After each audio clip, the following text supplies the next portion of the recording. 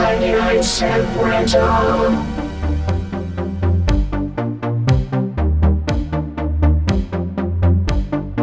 This is 99 Cent Rental. I'm your host, Brian White. I'm joined, as always, by my co-host, Dave White. Hey, Dave, how you doing over there? Oh, hi. I am all right. I cannot seem to stop thinking about New York hardcore gone MAGA. I've been real focused on that. It's quite a reveal. I shouldn't be remotely surprised that a bunch of cartoonishly masculine dudes dedicated their lives to this silly fantasy of theirs and this facade. And then they're like, hey, right-wing politics sounds like it's where it's at. Yeah. Rick to Life is a kind of an outlier, but when you take a close enough look, like most of them have sort of drifted in that direction. I think the saving grace of hardcore is that the modern state of it is pretty cool with a couple of exceptions. It seems like it's the same. It all seems the same to me. They're like, hey, you still want to go see Agnostic Front? And I'm like, no, because they're 70 years old. No, not those guys. I mean, I hear Vinny Stigma is actually pretty cool, but like the rest of them, all of them, yeah. When you look and you find out like, oh shit, like these songs were actually kind of racist. Like not in the way that you expect them to be, because like punk and hardcore, it's kind of a slippery slope. Yeah, because it's a lot of like, I'm not racist, but yeah. But here's a song about people who are on welfare and that they don't deserve it because I deserve it. Yeah, which is weird. I don't know. But then again, I was a fucking teenager back then. I had no real experience with the world, and so it was very easy to sort of ignore that stuff and just kind of absorb it.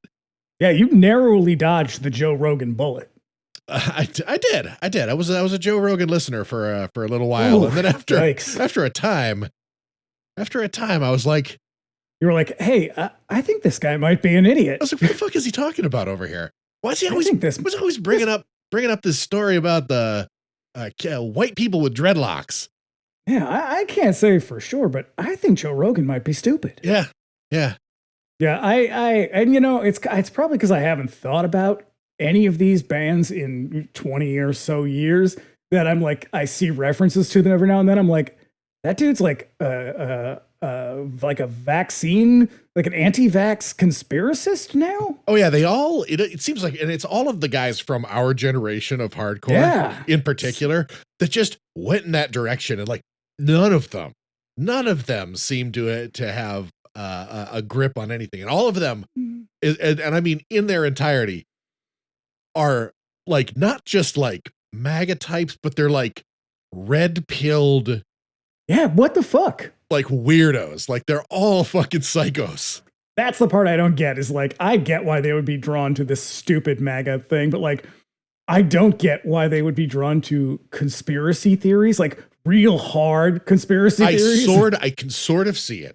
Because at the heart of punk and hardcore is this whole sort of anti-establishment, down with the system kind of thing.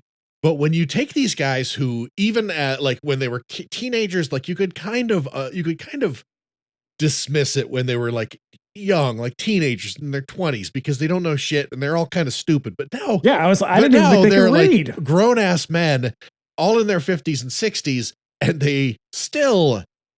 They just have not evolved at all. And so it's very easy for these guys to sort of make the shift. It's very disappointing to look back and be like, oh shit, like Howard Beach was a song about reverse racism. Like, oh no, what was I doing?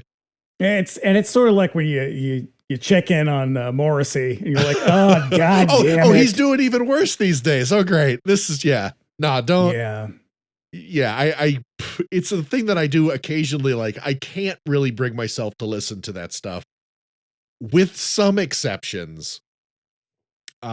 Mostly because I am just reminded of how fucking foolish it all was, and how badly it all turned out. Yeah. Yeah, but yeah, I think showing you all that Rick Healy stuff must have really sent you down a rabbit hole. It was an eye opener. That guy went fucking crazy. Personally, I think he started smoking crack again, and that's why he is the way he is. It's either crack or mental illness, because I remember that guy being a pretty nice guy, and to go from that to lunacy is when you were doing the fanzine, like.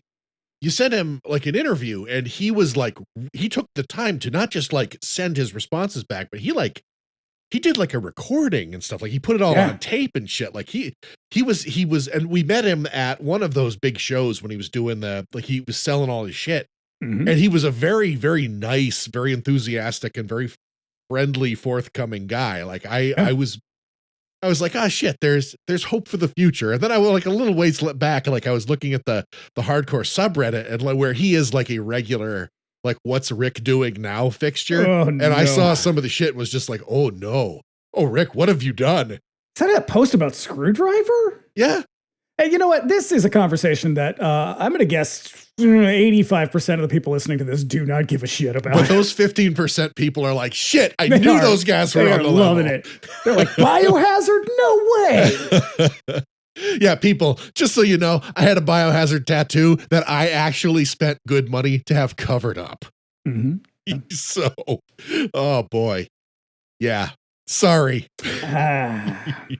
Enjoy. Yeah. So it's hard to explain to someone who never had the experience what a trip to the video store was like back in the day. Shelves were choked with absolutely bizarre crap made on tiny budgets, completely divorced from any recognizable reality, and it was the best. We intend to talk about every one of them. And just before we get into it, a little housekeeping. If you want to keep up with us between episodes, you can also find us on Instagram at Bring Me the Axe Pod, and Dave's over there at That Queerwolf. Yes, sir. Yep. And follow us. It's fun. We're having a good time, and you will too. And if you don't know, we have another show called Bring Me the Axe, but you probably know that. Our latest episode covering Lamberto Bava's necrophiliac debut, Macabre, is out now. And next week, I will tell you, I'm glad I got people to watch Macabre. Oh my god! Because it seems like a lot of people were like, "Ew." Usually I don't really get a lot of like, "Hey, I just watched this movie" from our listeners, but that episode got so many people like, "What the fuck was that movie?" Yeah, thousands of people are tuning into Tubi right now just to watch this garbage movie from Italy. Yep. Next week we're going to class it up a bit with a look at Peter Weir's Picnic at Hanging Rock. So don't you worry, we'll make it up to you. Yeah, I got real sneaky with April. I snuck some real fancy. The Bring Me the Axe episode is going to have people go, "What?" Mm-hmm. Yeah, twice you're going to do it. No. You can also contact us directly at 99centrental@gmail.com. Oh, actually, I meant the other next week's 99cent rental episode is going to make you go, oh shit, these guys got taste. Yeah. Yeah. You can also contact us directly at 99centrentalpod@gmail.com with any questions, comments, or suggestions. Do let us know if there's a cheesy movie that you love and would like to hear us give it a business. And if you would like to support us on Patreon, please do. You can look us up over there at patreon.com/bringmetheaxepod. There's a couple of tiers you can join there. Subscribers at the $5 a month tier can look forward to our bi-weekly X-Files Rewatch Pod. Do You Think I'm Spooky? We've also got our monthly Bring Me the Axe Millennium Edition, which is a bonus episode in which we explore a modern horror movie. Episode out right now is Talk to Me with our friends, dear friends from Morbid, Ash and Elena. And I believe the day after this episode drops, our latest episode looking at Lake Mungo will be out. So do a whole lot of Australia. Get all the Australia at once. We're getting the Australia out of us, all right up front. We've also got my bi-weekly DJ show, Radio Free Haddonfield. The weeks with Do You Think I'm Spooky is off. The latest one is one that I fear went a little too dark. Oh. But yeah. You can expect a surprising mixtape of everything from rock to disco to punk over there. All Patreon subscribers, even the free tier, get access to our Discord server. Paying members get access to additional channels of voice and video chat, the watch parties option. Kind of slept on the last couple of weeks, but I think in the episodes coming up, we'll get back at that. For doing it Friday nights, watching movies together. Once again, Patreon. You get a lot of stuff. You get so much stuff. I know. $5. We have been told by professional podcasters that we go the extra mile. So. Mm-hmm. Yeah. Once again, patreon.com/bringmetheaxepod. There's also merch. Get yourself a t-shirt, get yourself a hoodie from your favorite podcast. Let everybody know you listen. Check the show notes for the link on that one. And lastly, if you like what you hear, you can subscribe to us wherever you get your podcast. We're on YouTube now. Search us by name and subscribe if you prefer to consume your podcast that way. And you'll be doing us a favor by leaving us a 5-star review on Apple Podcasts and Spotify. So hook us up. Yes, please. We love seeing it. We love seeing it. We appreciate it. We appreciate it very sincerely. Yes. Yep. And if you listen on YouTube, do us a favor, give the episode a like and leave a comment. We love hearing from you guys. I just want to get that all out of the way right at the top of the show because we got one that everybody's excited for tonight. So here's a taste. Here's what we're talking about. I'll be coming for her, and I'll be coming for you too. Sure you will, and I'll be waiting.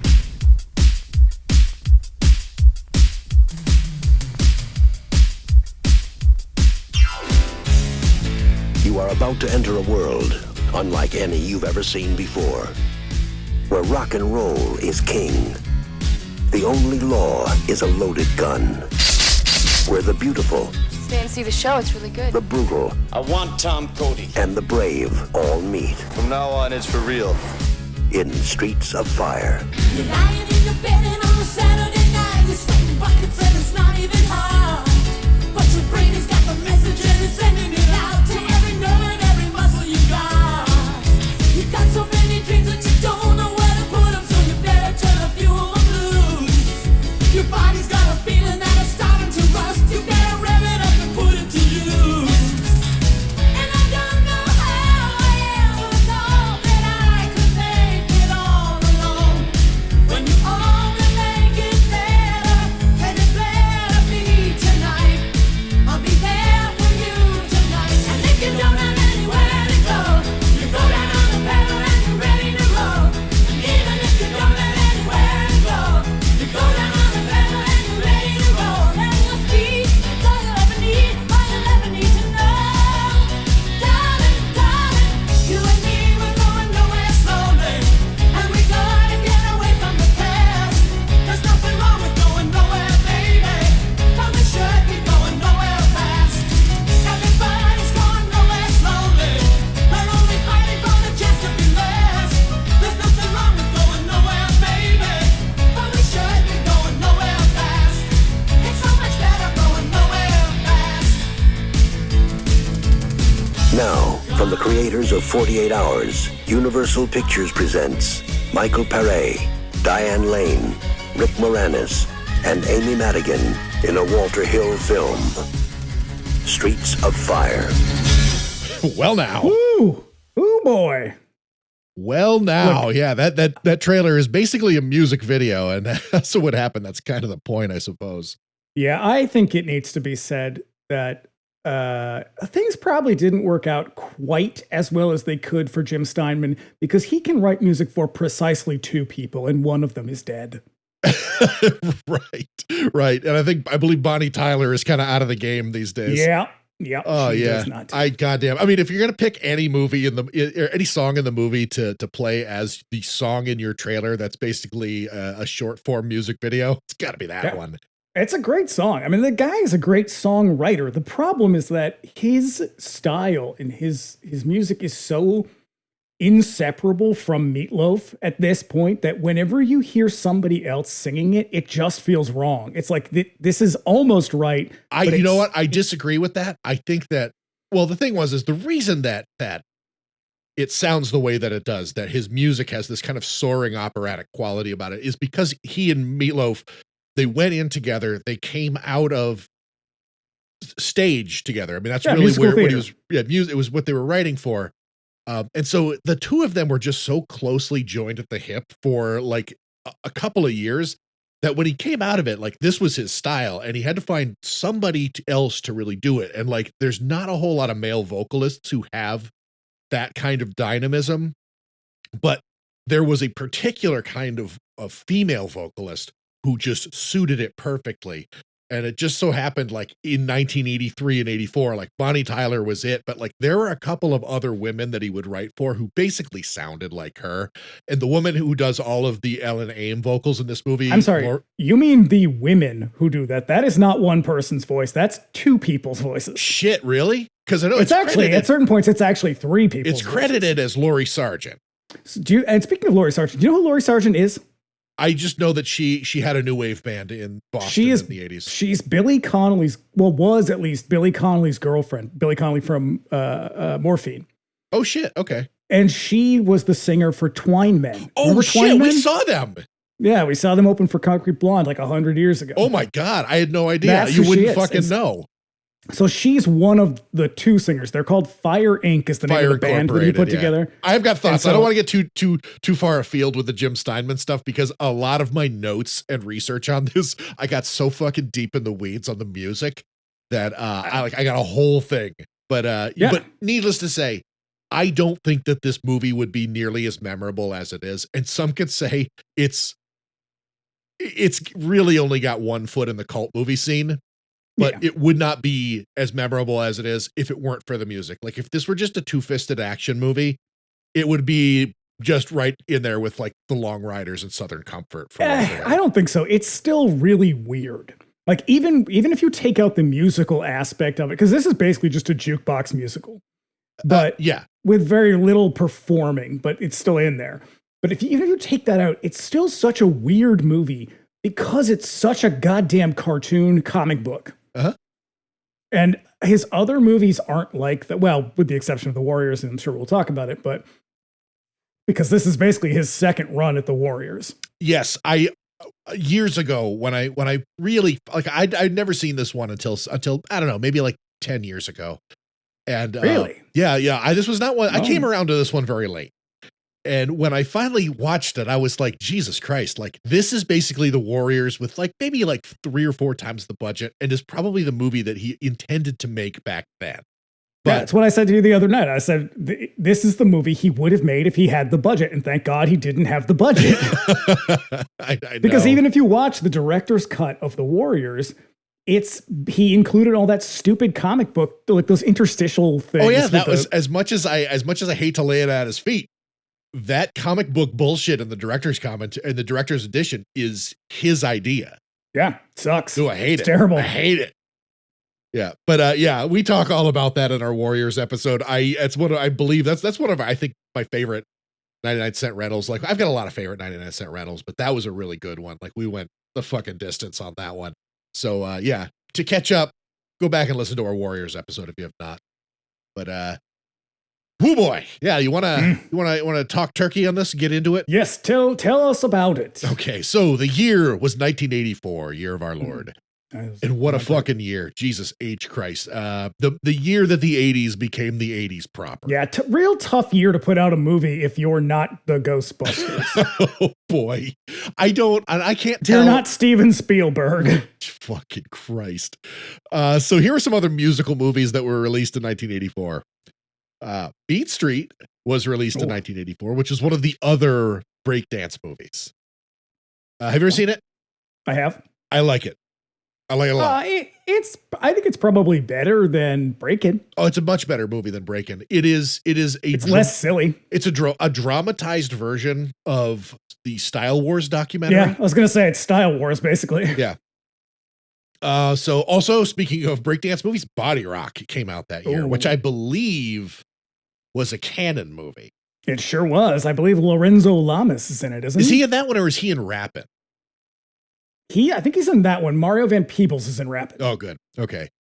Body Rock was the other Golan Globus breakdance movie for 1984. Because as we all know, both produced and released in 1984, Breakin' and Breakin' 2.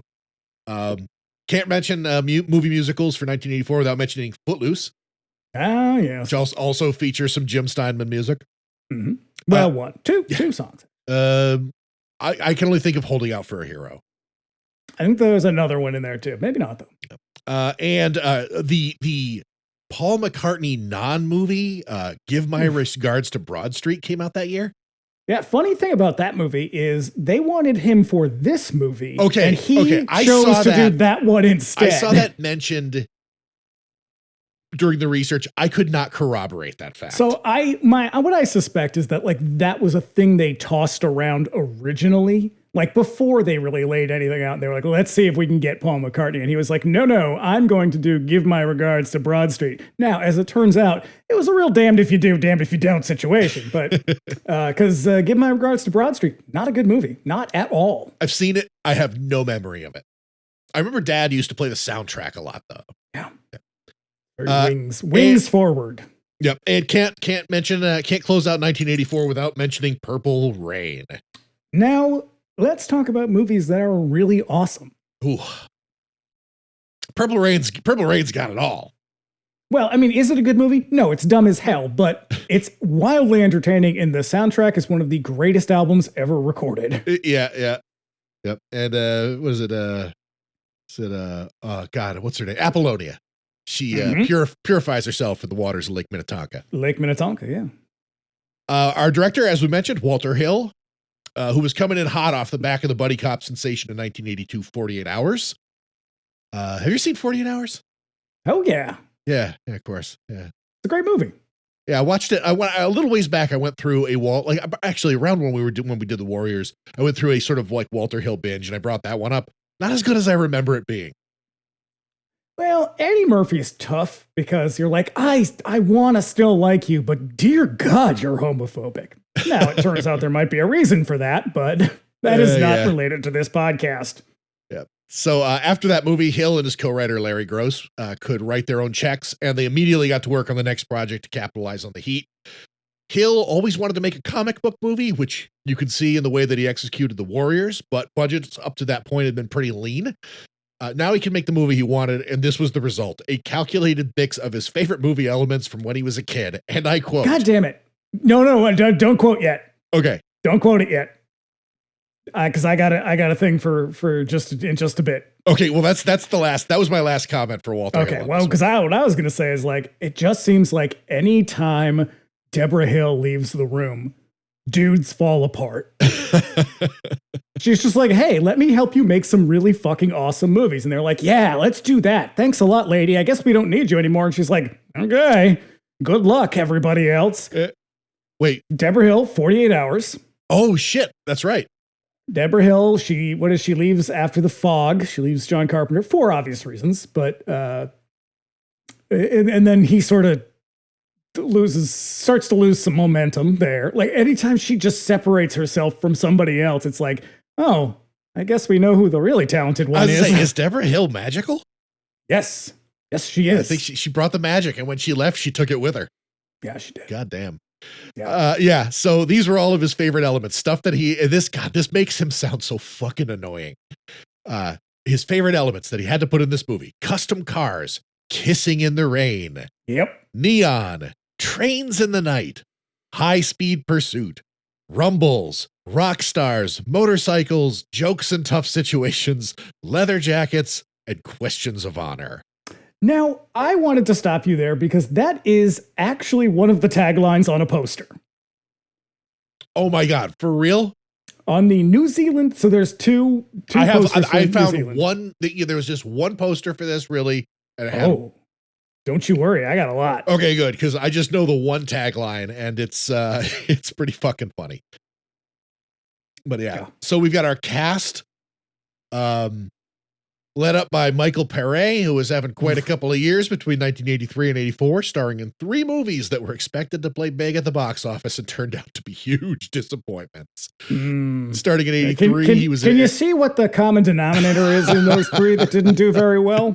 Yeah. I know what it is. Eddie and the Cruisers in 1983, this movie, and then finally The Philadelphia Experiment in 84 as well, a movie that started out as a John Carpenter movie, but he was too high to produce anything coherent. I get it. Yep. After this movie, his career cools a bit. He recovers in the 90s, showing up in a low-budget fare. According to co-writer Larry Gross, they really, really wanted Tom Cruise for this one, but he'd taken on Legend with Ridley Scott. And I think a lot of the movie's failure was laid at Paré's feet, unfortunately. And I think maybe not entirely fairly, but largely fairly, because what you have is a movie that is almost carried by this one actor who, when put next to pretty much everybody else in this movie, is not a good actor at all. Oh, no, they had circles around him.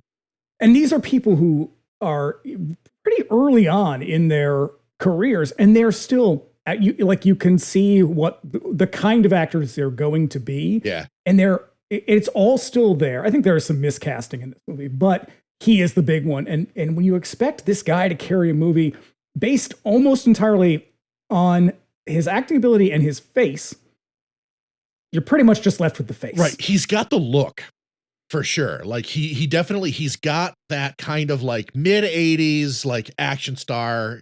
He wears the tough guy very well. You know, he looks good, but he just doesn't have the fucking acting chops. And it's really it's what you said, like put up against these other people. And one of my main complaints about this movie is there's way too much of him and not nearly enough of anybody else. Yeah, I think that was one of my bigger takeaways. It's like this movie, it's very unclear what the actual plot, like who is the antagonist of this film? Presumably it's Willem Dafoe, who is also a great actor, but he's not really in it that much. Which sucks because his character is a very compelling villain, you know?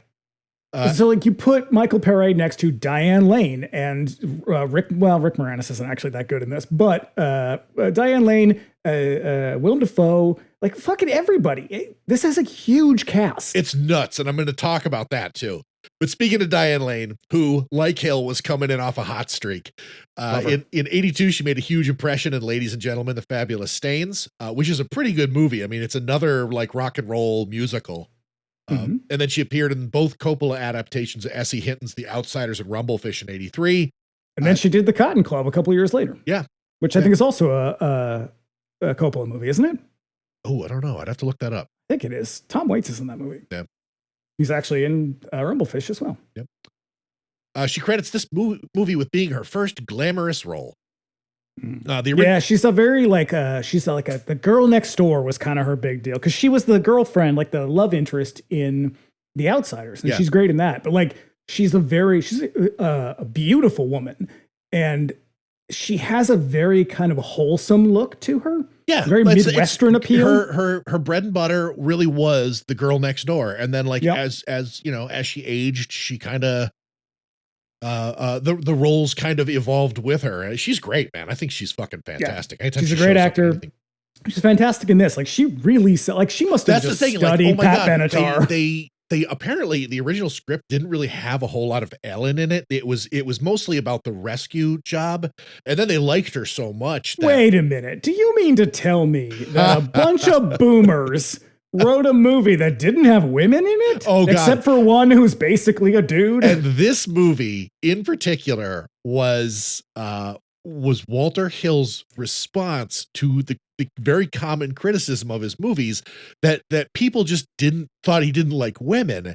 And I don't think he answers that question very well. No, but I think to be fair to Walter Hill, I think, and I this is what I said to you the other day. I think he was like a hotshot young auteur who got a little out over his skis. Yeah. And I think since like in his later years, he's kind of come around to be like, yeah, I was a bit of an asshole. I made a lot of bad choices. I was tough to deal with. What can you do? He does one thing really fucking well, and it just so happens that I love what he does.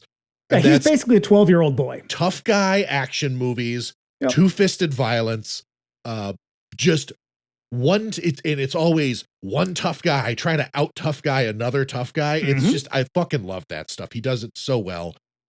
He's going without ever realizing how like weirdly gay coded it becomes. Oh my God. Yeah. For a movie that is really fucking iffy in the homophobia and racism department, Extreme Prejudice is fucking gay. Yeah. But yeah, it's also, it happens to be one of my favorite ones of his. That is the one that is the most cartoonishly ridiculous. Like, and it's almost at a point where he realizes that he's doing it at that point. But yeah. But back to Diane Lane. The original pick for this, which they couldn't pull together because she was doing Splash, was Daryl Hannah. But honestly, Lane's presence in this movie is so fucking strong that I can't really see anybody else doing the role. And you know, she really leaves an impression. She looks fucking fantastic in all of the costumes and like she really embodies a rock star. It's so great. Yeah, like the way she does it, honestly, I can't see anybody else doing it. And I think that it's without her and particularly without the that expanded character. This is not a good movie. It's a fun movie. It's fun, but it's not very good. It's charming and it's endearing, but it is not good. And I think if you took her out of it or reduced that character, this movie would be so much worse for it. Oh, it'd be so tedious because this movie definitely sags in the middle really hard. Yeah, it does. But you can only blow up so much shit, apparently. Oliver's singing was performed by a woman named Laurie Sargent, who we mentioned. Plus, apparently some others. They must have like overdubbed her tracks. Just so what it is Jim Steinman takes both voices and he is essentially blending them. He's merging them, so it sounds like two very similar sounding voices harmonizing with each other at exactly the same time. That's what makes it sound like Meatloaf. Is that it sounds so fucking big, badass. That's so genius. And it's because on their own they can't really carry it. It's the range is, I don't know if it's too high or it's just too broad, but like one person can't do it. Their voice isn't big enough.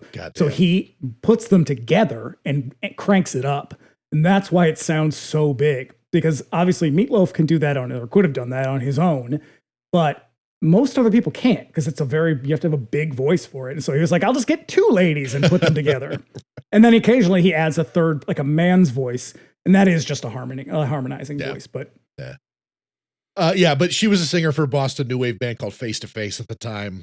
And the rest of Face to Face play the roles of her band, The Attackers. And you know what? I have spent literally years, combing through countless Boston newspapers, bar rags, magazines. I have never once come across this band. They must have been together for a very, very short time. Their presence in this movie has a lot to do with the music supervisor, Jimmy Iovine, and he produced apparently 2 full-length records for them. Yeah, I don't think they were very active in Boston, probably for very long. No, they probably went to Los Angeles and just got absorbed into the tapestry there.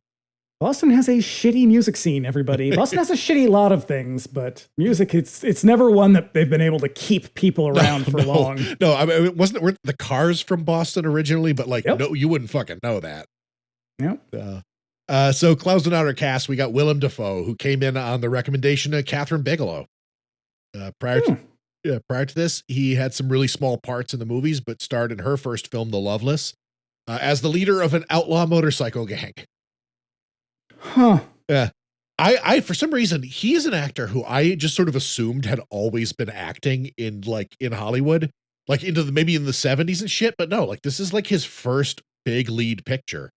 And it's weird to see him look young. Yeah. Because he just seems like he's always kind of looked at least middle age, but he looks pretty young in this movie. And it is surprising. He's also very good. Yeah, he's fantastic. I fucking love him. I wish there was more Raven. In this Hell, I wish there was more Lee Ving in this fucking movie. I probably don't wish that. And he is about to go on to one hell of a career in just the 80s alone. He follows this one up with William Friedkin's absolutely fucking incredible To Live and Die in LA. And he finishes off the 80s with Platoon, The Last Temptation of Christ, Mississippi Burning, and Born on the 4th of July. That's just the 1980s. Those are some downer movies, though. He fell in with as a real actor. Well, see, what happens is the boomers start off the 80s with some shit like this, and then they end it with some sad times. Oh yeah, they're like, sad stories. You know what? Everybody, party's over. Party's over. We've had our fun. Party's over for everybody. Fuck y'all. Especially you, Generation X. Yeah, they're like, remember Vietnam? Vietnam. Whose idea was that? We were all at Woodstock. Mm-hmm. Okay, and this cast this is nothing to say about the absolutely stacked cast playing smaller roles. We got Rick Moranis doing double duty that year in this movie and the movie that was released the following Friday, Ghostbusters. Ed Begley Jr., who I always forget is in this, because also he's in it for about 30 seconds. He's awesome. So good. That's another thing. Like, he's been showing up in a lot of like TV shows lately, and I am constantly reminded. I don't know why I always remember him as being such a sort of like milquetoast yuppie in the 80s. But he is fucking awesome, and he's hilarious. Because that was the character he always played, was the milquetoast yuppie. Oh, that's because he was such a subversive person that he had this. When you look like Ed Begley Jr., you don't have a lot of options. It's like, oh, you play the white neighbor That's your role in every movie. The Right. Wasn't he uptight on white Saint neighbor. Elsewhere? I think so. Yeah. And so like he was a kind of a comedian. And so every time he shows up in things, it's like, yeah, I'll do the white guy character, but I'm going to be real weird about it. He's great. I fucking love Ed Begley Jr. We also got Amy Madigan, Deborah Van Valkenburg, Bill Paxton, Lee Ving from Fear, and Elizabeth Daly. Oh, and also Richard Lawson as the cop. Boy, I love it. So we got one tagline that I'm going to mention. I think you've got some others. I do. And it is, "Tonight is what it means to be young," which is the fucking name of the final song in the movie. Yeah, it's total nonsense. It means nothing. Mostly because they got fucking screwed by Bruce Springsteen. Hold on to that. I think, so there is another one. So there were two marketing campaigns. One is the art that you've probably seen, the box, the key art for the movie, the poster. The posters for this movie are fucking fantastic. There was that one that you turned up recently that looked like it was silk screened. Yeah. So I just got one that is, I can't remember the artist's name. It's like a mononym that he went by. And it's all screen printed. And it's like the pigmentation is so heavy on them. Like it is solid color, but they're all like hyper neon colors. I wonder if that was actually done deliberately to be like those old silk screen gig posters. Yeah, you know, probably. And so they did a series of 3 of those. And the 2 of them are the Tom Cody with the gun over his shoulder, the one I have. And then one of them is like a bigger, it's like kind of more like the original poster. But the tagline on that is "A rock and roll fable." Oh, right. Which, like, man, they wring as much out of that line as they can. Right. So there's some more that are a bit of a run on, you might say. Here's one: "Enter a world unlike any you have ever seen, where the look is the 50s and the sound is the 80s, where only the rock is real." Oh, Jesus. That was another thing. And we mentioned this because they did it in The Warriors also, where in some sort of plot descriptions, they were like in a dystopian near future. And it's like, what the fuck are you talking about? And they do it again in this one, where I kept seeing this, especially the effect this movie had on Japan, where they keep being like, in a near future dystopia where it just looks like the 50s. I'm like, it just looks like the fucking 50s with modern pop music in it. Yeah, I saw a bunch of things that were like, this movie did surprisingly well in Japan. And I was like, if you know anything about Japanese culture, the fact that this movie did well should not be at all surprising. Right. So there is a New Zealand poster where it's just a rock fantasy. Yeah. Whatever. Okay. And then there's the other one, "Custom cars, kissing in the rain." But the grammar of this long ass line, this is the UK New Zealand poster. The tagline takes up most of the poster. Oh, so it's like the Poltergeist posters? Yes, and it's it's the shit you just read, the quote from Walter Hill, which I imagine is probably edited for brevity, because grammatically it's a mess, and syntactically it's wrong. Like it's just all wrong. That's not how people talk. No. But it's they're hitting you with like a laundry list of cool shit. Except the shit is all weirdly capitalized. So it'll be like "custom cars, kissing in the rain." Now that's one sentence separated by a comma. Kissing and custom are capitalized. All right. Neon, trains in the night. Neon is capitalized, comma, trains is capitalized. So it just goes on it's like capital that. case. But not always, because at the end it's leather jackets and questions of honor. Just one capital there. We don't have time for the rest. No. And so there's the poster for Mexico, and this is a rough translation. I think it's supposed to be "the bad guy, the beautiful girl, the hero, the music." Okay. So that's a good one. Yeah, that one's not bad. Pretty concise is what it is. Yeah. Tells the story. Yep. Yeah. I mean, this is a movie that is very obviously trying to, it's doing the nostalgia thing, but it's also trying to capitalize on like the success of stuff like Flashdance and the growing popularity of like MTV and music videos. Right. And when we get to talk about the movie's performance at the box office, I want to address that nostalgia thing, because ultimately I think that's what fucks this movie over. And I have a theory as to why it didn't work. Okay. So this movie was named for the Bruce Springsteen song off "Darkness on the Edge of Town." The final performance in the movie is a song called Tonight Is What It Means to Be Young. It was originally supposed to be a performance of the song Streets of Fire, which Bruce agreed to license, but he pulled the license when he found out that it was going to be re-recorded for Ellen and her band. Which I think is fair. Sure. If you make a thing, you have the right to be like, wait, I don't want somebody else. Like, if you want to use a song, fine, but like, I don't want somebody else recording this song. Also, you've heard it. You listen to Springsteen. I listen to Springsteen. That song would not sound good in this movie. It is not the big upbeat Jim Steinman shit. The song is actually a bit of a downer. Most of Darkness on the Edge of Town is a fucking downer. Somebody was getting a divorce and they were very sorry. But it's not an upbeat pop song. There's no way that they really could have dressed that song up. But they did apparently fucking shoot like the entire finale with that song. Yeah, they had to rebuild the entire set to the cost of like $1 million something. This movie went, I believe, 100% over budget. Jesus Which Christ. is crazy. But again, it just shows you the power of 48 hours. We are so far away from 48 hours that it's kind of hard to understand what kind of power that movie gave Walter Hill and Hollywood. That movie was made, I believe, on a $7 million budget, and it pulled in just 1982 box office like $200 million. Yeah, it's like when you make The French Connection, you can do whatever the fuck you want. Right. You can make a giant horror movie. Yeah. So the music for the movie was overseen by Jimmy Iovine, who at this time was probably best known for being Springsteen's producer, having done The River, Darkness on the Edge of Town, and goddamn it, Born to Run. Yeah. Yeah. And in Great record. Oh, fucking Christ, I love that record so fucking much. You know, I can only listen to that album in the winter. Weird. Very weird. For whatever reason, it's a wintertime record for me.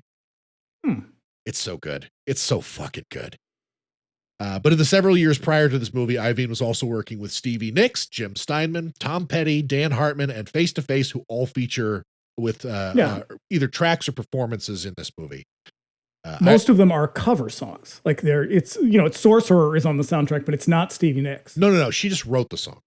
Yeah. So Iovine is still very hard at work, mostly producing the same names that he did in the 70s and 80s, Joan Jett, U2, Springsteen, but he also has credits on records by Lady Gaga and Gwen Stefani, which I found interesting because he also produced that group Nerd, N-E-R-D. I hear Gwen Stefani's she's gone mega. Just her, and she did. She really did. It wouldn't surprise me. She's fucking rich. You got to protect that money. Yeah. Everybody's doing it. Rick to Life, Gwen Stefani, guy from the Cro-Mags. Jesus Christ. It's a straight line from Rick to Life to Gwen Stefani.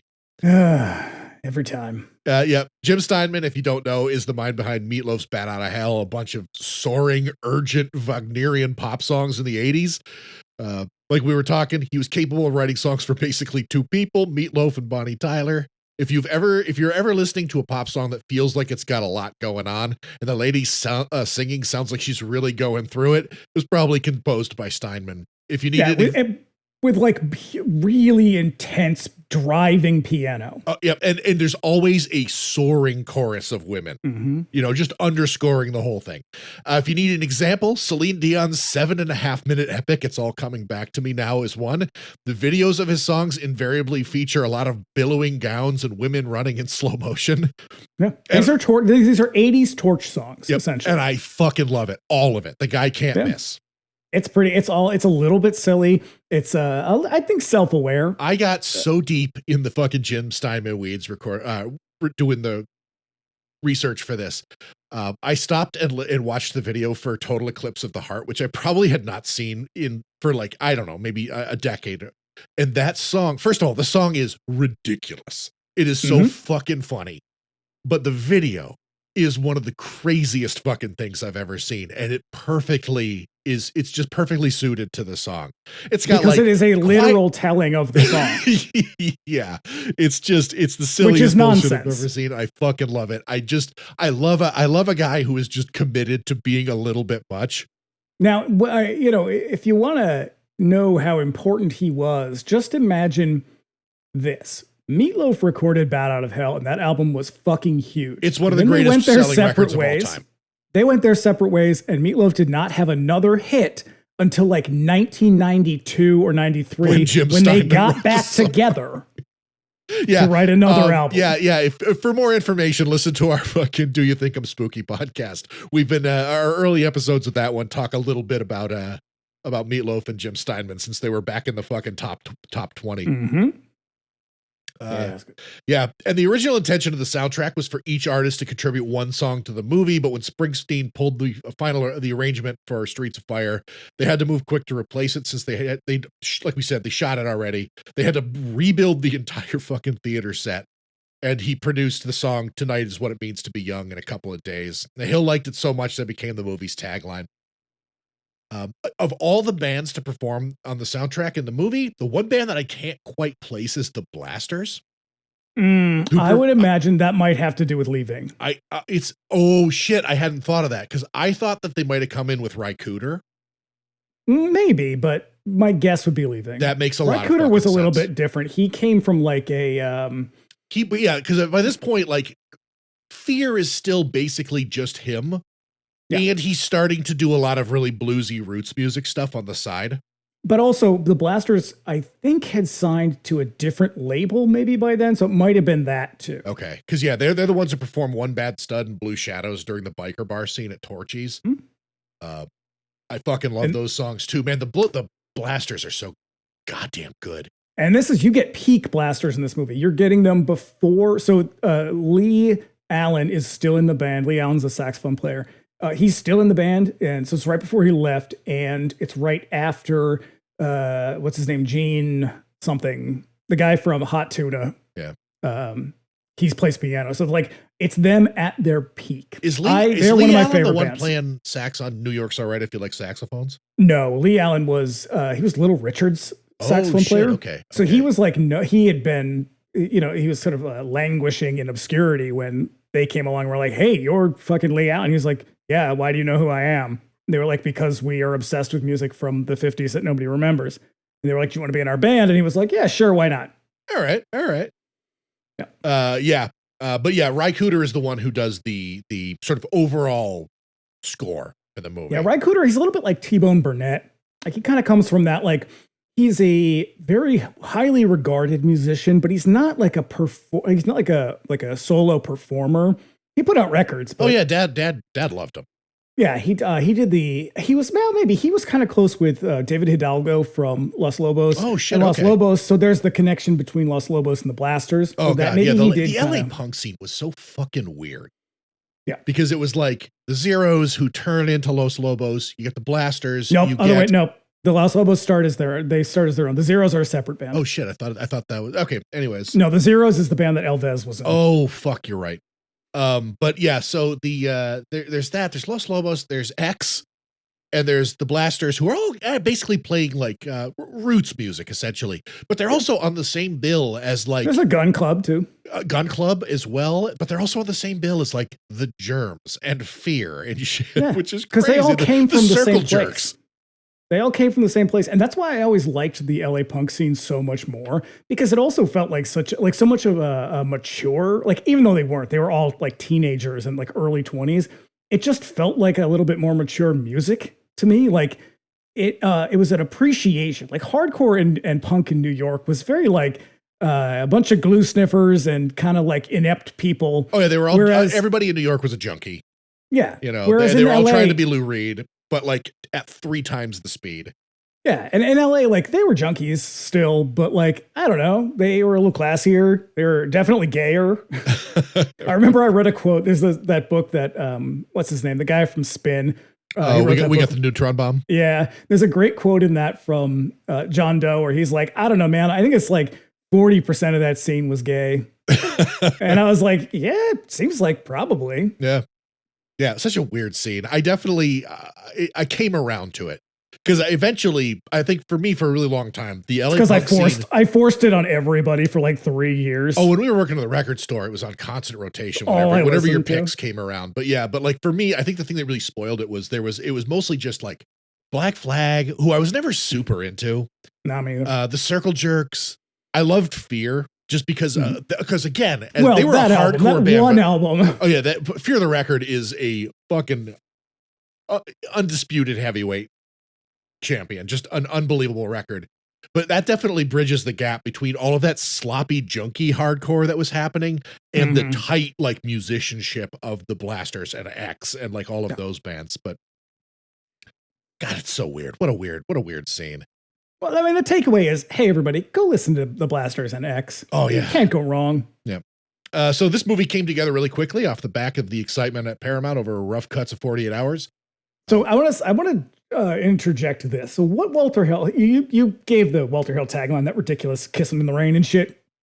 What he said was, this was the origin of this movie was his desire to make what would have been the perfect movie to him when he was a teenager. And I think therein lies the problem. Yeah, exactly. Because he's not making a movie for the fucking modern audience.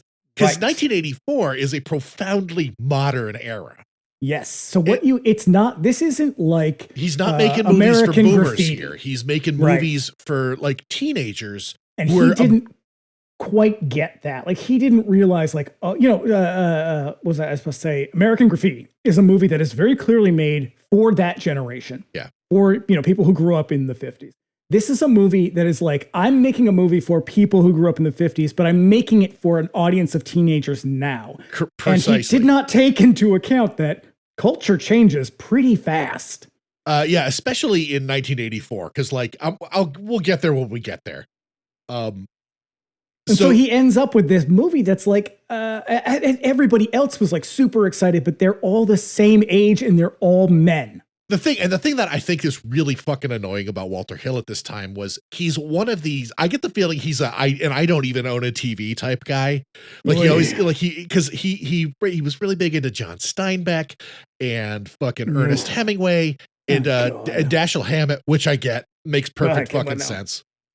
I am into Dashiell Hammett. I fucking love Dashiell The rest Hammett. of them dudes can fuck off. But Streets of Fire began as your average two-fisted comic book movie, and much like the movie that we get on screen, but when he took it to Paramount, it ended up in the hands of producer Michael Eisner, who was pre-Disney at the time, who misunderstood what he was reading and rejected it on the grounds that it seemed too much like Raiders of the Lost Ark. How did Michael Eisner become so successtional? This guy sounds like an idiot. He has made every bad decision you could possibly make in business. I think he is a very canny businessman who is very capable of sort of piggybacking on other people's ideas. Now, here's an example. When they pitched The Little Mermaid to him, and just so everybody knows, and if you don't remember, The Little Mermaid saved Disney. When they pitched that, he was like, no, we don't want to do cartoons. Again, we're a serious movie company. And people were like, I don't know, man. This seems like it's a fucking sure shot. And he was dead set against making that movie. And people, like someone above him was like, no, you're making this movie. Right. It was, if you go back and you listen to our episode about The Watcher in the Woods, The Watcher in the Woods was the direct a result of not one of the Disney guys, but one of their son-in-laws.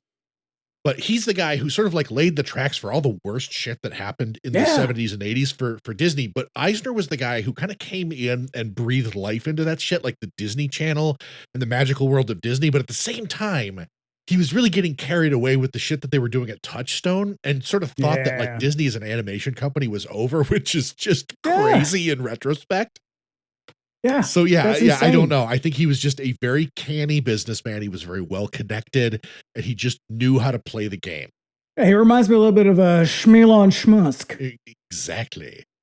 Hill's producer, Joel Silver, took it to Universal, who were more than happy to have the 48 Hours guy on the payroll and approved a budget. And then after the success of Flashdance, Hill and Gross reimagined it as a movie musical for the 80s in the same manner. And I think Joel Silver had a lot to do with this movie getting made. Like he had a lot of power. That dude is a super producer. He was so into this movie. And you could tell that he was, I think he understood precisely what kind of power he gained from 48 Hours, because like he's the one who goes on and we get Lethal Weapon from him. And then we get Die Hard from him, which in a lot of ways is also a buddy cop movie. Yeah, we get dude movies. So he just keeps from here on out. We get dude movies. Yeah, he just keeps remaking those movies. And if I gotta say, I fucking love Die Hard, and I fucking love Lethal Weapon 1 and 2. I don't love Lethal Weapon. I do love Die Hard. Yeah. The sudden proliferation of cable TV and MTV suddenly in everybody's house, combined with the general excitement over the music video format, dictated that they needed to do something similar and rewrote the script to involve musical numbers. And it's for my money, the movie's enduring cult legacy hinges entirely on that decision. Which is interesting because in retrospect, what I do appreciate is that in retrospect, everyone's pretty honest about like why this movie failed. Like they all seem to kind of get it. But Walter Hill in particular was like, I had no idea how to shoot music. Like I didn't know that it was different than shooting a movie. So he's like, I went into it like I was just shooting a narrative film, and it is so different to shoot like a live performance. And that is completely evident in this movie. The scenes of live music in this are so badly shot. Like that ending, the end of this movie should be epic. Wasting Andrew Laszlo's talent on that shit. And that should be epic. And the end of this movie is such a fucking dud. It is a very tepid ending. I really don't. I wish that they had done. I wish that they had saved the opening number for the ending. Yeah, and they had that song rules. Yeah, and they had done it in reverse because that Go Nowhere Fast is an unbelievable fucking song. Yeah, and so at least he owns up to the fact that like this one's on me. I thought it was the same, and it is very much not the same. And so because every time they film any music in this, and there's a bunch of performances. I think the blasters is fine because you're in a very confined space. Yeah, but for the most part, it's pretty boring. And it's like these should be electric performances. Yeah, I mean you do get one really fucking alive performance. Mm-hmm. Yeah, so when the movie finally dropped, everybody was bracing for an uncertain opening. Some claims say that Universal thought that they had the hit of the summer on their hands. But when the movie opened on the 1st of June in 1984, it opened over 1,000 movie theaters against Star Trek 3, one of the weaker entries in the series. Yeah, that was terrible. It got fucking killed, pulling down $2 million in its opening weekend and just $4 million in the first 10 days against Star Trek's comparable $34 million. Now, let me give you a quote from Larry Gross. Tonight is what it means to be dead. No, not that one. Though that is a good one.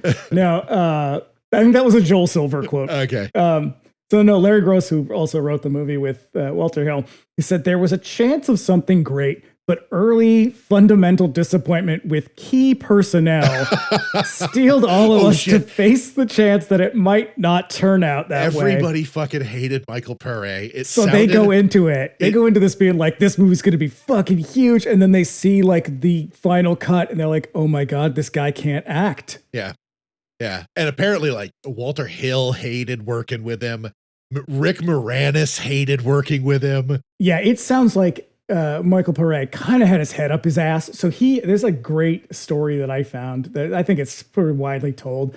Michael Pare says where did it go? Oh, his fights with Rick Moranis. So Rick Moranis is a comedian.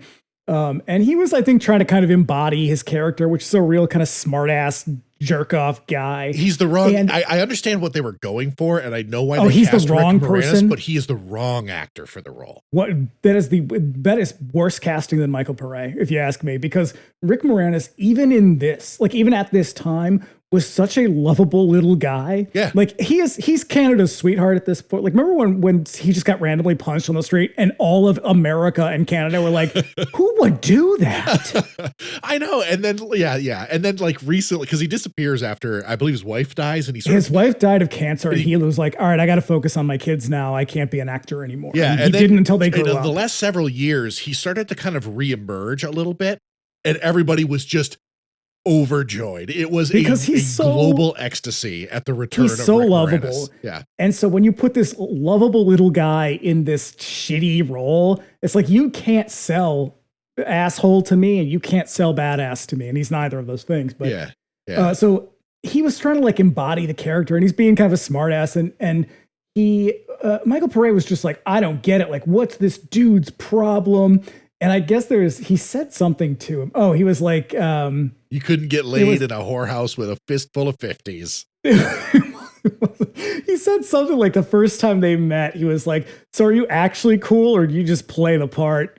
Oh, I love that. And it was like, and he was just like, who is this guy? How dare, it's like, dude, get over yourself. You sound like such an asshole. Oh God, I know. How do you get mad at Rick Moranis? How you can be mad at Rick Moranis? Have you ever seen the thing that he did when he was on SNL? When I believe he was promoting Honey, I Shrunk the Kids, and he appeared on SNL the week after Bruce Willis was on it. And Bruce Willis, when he came out, instead of doing a monologue, he like whipped out a harmonica and just started jamming with the band. Yep.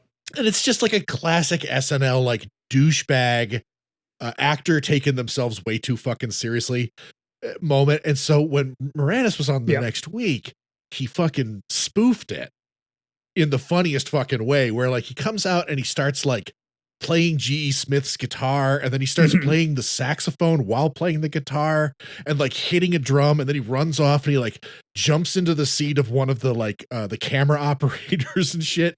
I'll try to find it and put it on the Instagram. It's one of the funniest fucking things I've ever seen. It is the greatest middle finger. Rick Moranis is proof that Canadians are better than Americans. It's just a fact. It's just a beautiful soul. But speaking of Rick Moranis, the following week, a week after this movie just started to tank, fucking Ghostbusters opened against Gremlins. And after that, nobody gave a shit about anything else until Beverly Hills Cop came out. Yeah. It was like it's a combination of bad timing, bad writing, and bad acting. Yeah. It's and just a little it's too bit bad directing. It's too bad because it is a worthwhile movie. And like the excitement that people expressed when we announced this one, I was like, oh shit. I had no idea that this was like such a beloved movie. Like I knew people liked it and stuff, but like it was. Hey man, Walter Hill earns a lot of goodwill with some movies, which is weird because like the dude is actually not a great director. Like he makes a fun action movie, but That's it. That's what I said. He's got one speed and he is fucking perfect when he's in it. Because the next year after this, he follows this up with fucking Brewster's Millions, which is not good. No, and it's like, how do you blow it with Richard Pryor, man? Well, I guess pretty easily. But, I think people do the same thing with like William Friedkin. They're like, oh, Titanic, iconic director William Friedkin. It's like, really? Whoa. Pump the name brakes. something other than 2 movies that he's made. Okay, maybe 3. I was going to say French Connection, To Live and Die in L.A., The Exorcist, Sorcerer. That's it. I wouldn't include Sorcerer. Sorcerer's just a remake. Sorcerer is a great fucking movie. Definitely. It's an okay movie. Definitely earns its reputation. But after he makes Sorcerer, shit just goes downhill real fucking fast. Right. And he has not made a good movie since. Well, he's dead now, but it's same. I think it's the same with Walter Hill. It's like you had a couple of good big hits, and then you never really made anything else that was really worth watching. After Extreme Prejudice, it's kind of over for him. Last Man Standing's pretty good.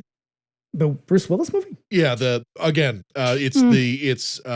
fine.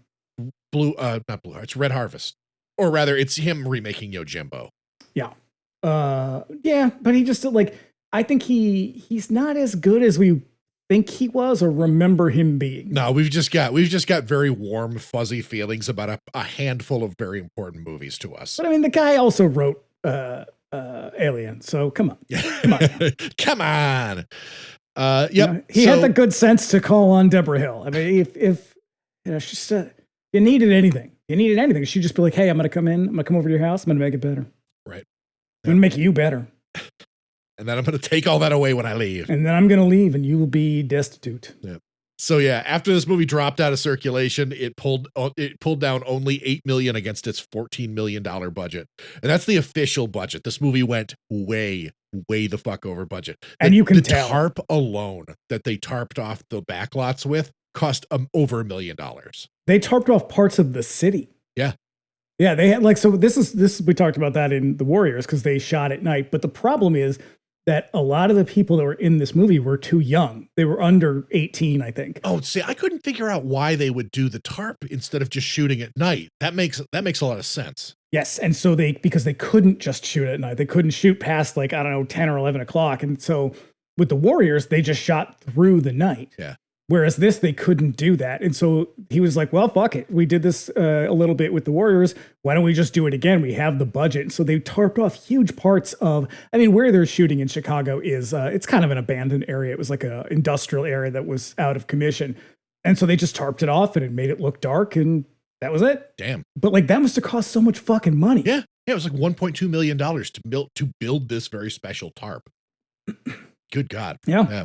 Only in the 80s could you do that. The failure in the United States put a real cooling effect on Hill's career after this. Hill, Gross, and Silver, along with Universal Studios, were so confident in the movie that they had a loosely outlined a pair of sequels to form a trilogy that would never happen. Oh, can you imagine? Sort of. There is a sequel to this movie, believe it or not. Also, I believe an early cut of this movie ended with a title card which announced the Long Night Book 2 in the Adventures of Tom Cody. In the same way that Buckaroo Banzai ended with an announcement for a movie that never came. Wah, wah. Yeah. So here's what Michael Paré says. He said that they told me that it was going to be a trilogy. What happened was that all the people that made Streets of Fire left Universal Studios and went to 20th Century Fox. It was made at Universal, so they owned the rights. So I guess it was left behind. Yeah, sure, buddy. That's why they didn't make the other two. It just got left behind. Yeah. Okay, so here's the thing about the sequel. So Albert Pune directed a sequel called Road to Hell in 2008. Sweet Albert. And I don't think that it's ever, there are bits and pieces of it on YouTube. I have seen the whole thing. He sent me a work print of it when it was about 50% done. Now, why don't you drop some more names while you're at it? Me and Albert Pune were fucking pen pals for a little while. And he was a really, really nice, very pleasant guy who just happened to make really shitty movies. I loved it. I was very sad to hear that he died. As for this movie, the one that I remember the time Jodie Sweetin complimented me on my writing. Hey. Yeah. This movie, the one that he sent me, about half of the movie, the entire thing is shot on green screen. And it was meant to have the sort of affect and look like Robert Rodriguez's Sin City movie. And who the fuck was funding this at this point? I don't know where he got his money from, but this movie was super fucking cheap. It's extremely sleazy and extremely shitty. But yeah, I think that was his 50th movie. Like he just constantly was making movies. That year. Yes, just that movie, just that year alone. He also made a movie called Bullet Face that he sent me. I don't think that was also released either. Did he die? He's dead, right? Yeah, he died a few years ago. Ah, such a shame. Yep. The guy gave us Cyborg. I mean, come on. Yeah, but also this Road to Hell movie, also a musical. And the music sucked. It was the worst. Of course it was. So I forgot to mention the alternative cast. So obviously you said they wanted Tom Cruise after Tom Cruise, and that would have been like peak hot Tom Cruise. Oh, sure. Like I think he's coming off of All the Right Moves, I think, and like Risky Business. And The Outsiders. So this is Snaggletooth Tom Cruise looking good. But when they couldn't get him, they wanted Eric Roberts. They went to Christian movie star, drunken Eric Roberts, who I guess passed on it. Yep. And then they went to Patrick Swayze. And you know what? It would have been real good with Patrick Swayze. I would have loved Patrick Swayze in this role. I love him. Yeah. God bless. As we mentioned, despite the movie's utter failure in the United States, it was a smash hit in Japan, where it won. Of course it was. They love shit like that. They do. The best foreign language movie for 1984 in Kinema Junpo, which is sort of Japan's version of Kaie de Cinema. It occupies the same list as The Third Man, Lawrence of Arabia, and Apocalypse Now. They really liked it in Japan. It single-handedly revitalized there's a pair of movie genres called Bancho and Sukiban, which are essentially like delinquent youth movies. Well, I mean, if you think about it, though, this is essentially a comic book. And it is at that time, this is when like manga is starting to come about. And then in a couple of years, because they probably got this a couple of years late anyway. Mm-hmm. And so by that point, they're starting to make movies based on manga. Yep. And so it's a pretty close match for that shit. It's big. It's got music in it. It's like they love the 50s aesthetic. Mm-hmm. It's got everything that, Japanese culture in the late 80s and early 90s fucking loved. Yeah. And obviously not universally. As a matter of fact, it probably was a couple of years later, because in 1986, there's this anime OVA called Megazone 23, where it is actually like name checked by name. And a lot of the content, the movie's plot is like directly lifted from Streets of Fire. There you go. There's also Bubblegum Crisis, which I think that's 87, which the opening of that is almost 1-to-1 with the opening of this movie. Yeah. I mean, it's like right up their alley. I don't know why anyone would be like, surprisingly, not at all. Nope. Like, surprisingly, they also like seafood. Right. So what did the press think of this movie? Well, you will find this hard to believe. The press was not impressed. Oh, shit. But if I may. You may. I'll allow the it. promising Michael Paré, who debuted as Eddie in Eddie and the Cruisers, must believe that a surly smile and curly hair is the primary prerequisite for film acting. His new wave impression of Gary Cooper only makes him look silly, except for the gritty performance by Amy Madigan as a cigar-smoking punk version of Gabby Hayes, read lesbian. I'm of two minds of her character, McCoy. We'll get there. Together with Cooter's music and John Vallone's production design, Streets of Fire is a washout. Michael Blowen, Boston Globe. Oh, shit. Oh no, we're moving on. If Walter Hill has directed any of the players in Streets of Fire to do anything but talk tough and look hot, it doesn't show on the screen. Oh no. Sexy posturing is what Streets of Fire is about, and if it were sexier or less humorless, it might actually work. Janet Maslin, New York Times, and I think I'm going to give it to her on that one. I think Janet Maslin nails it. The problem is this movie is it either needed to be campy and self-aware, or it needed to be more dangerous and sexier. Yeah. And it is neither of those. It really does ride the line. Anyway, the Warriors at least had low-budget unpretentiousness and outrageous style in the makeup and costumes of its tribal gangs and the pure choreography of its fight scenes. Streets of Fire is the Warriors to the 100th power. Rock music added, visual appeal still gorgeous, but character and story even more anemic. Sheila Benson, LA Times. Not going to argue with that one. Yeah. And Sheila Benson didn't say anything about the sexiness. And I'll tell you what, Sheila Benson loved a sexy movie. And finally tonight, Streets of Fire is ultimately a thug of a movie, beating us into submission long after its music-backed violence has served any legitimate story purpose. And that's too bad, because Streets of Fire has, as they used to say on American Bandstand, a good beat and you can dance to it. Unfortunately, you just can't stand watching it after a while. Yeah. Care to guess? Yeah, that's gotta be Roger. That is Monsieur Siskel. Ah, okay. He was my other one. Because and it's just like, it's as they used to say on American Bandstand, or ring-a-ding. Yeah, real hot, relevant content there, Gene. Jesus. The fact is nobody liked this movie. It is a bad film. From a critical standpoint, it is garbage. Yeah. And it's like, I do want to address this before we get into it, because I do think it is that sort of fixation on the past that ultimately screws this movie over. Yeah, because it does not translate. Or you know what? It could have translated, because the aesthetic of this movie is actually really cool. It's basically steampunk rockabilly. Yeah, actually, there is a sort of fiction subgenre called diesel punk that is this movie's aesthetic. Also, diesel punk, weirdly gay at this point. Tons of it is super, super gay. Okay. But it's something about like, I don't know. It's like something like dudes fixing cars. Right.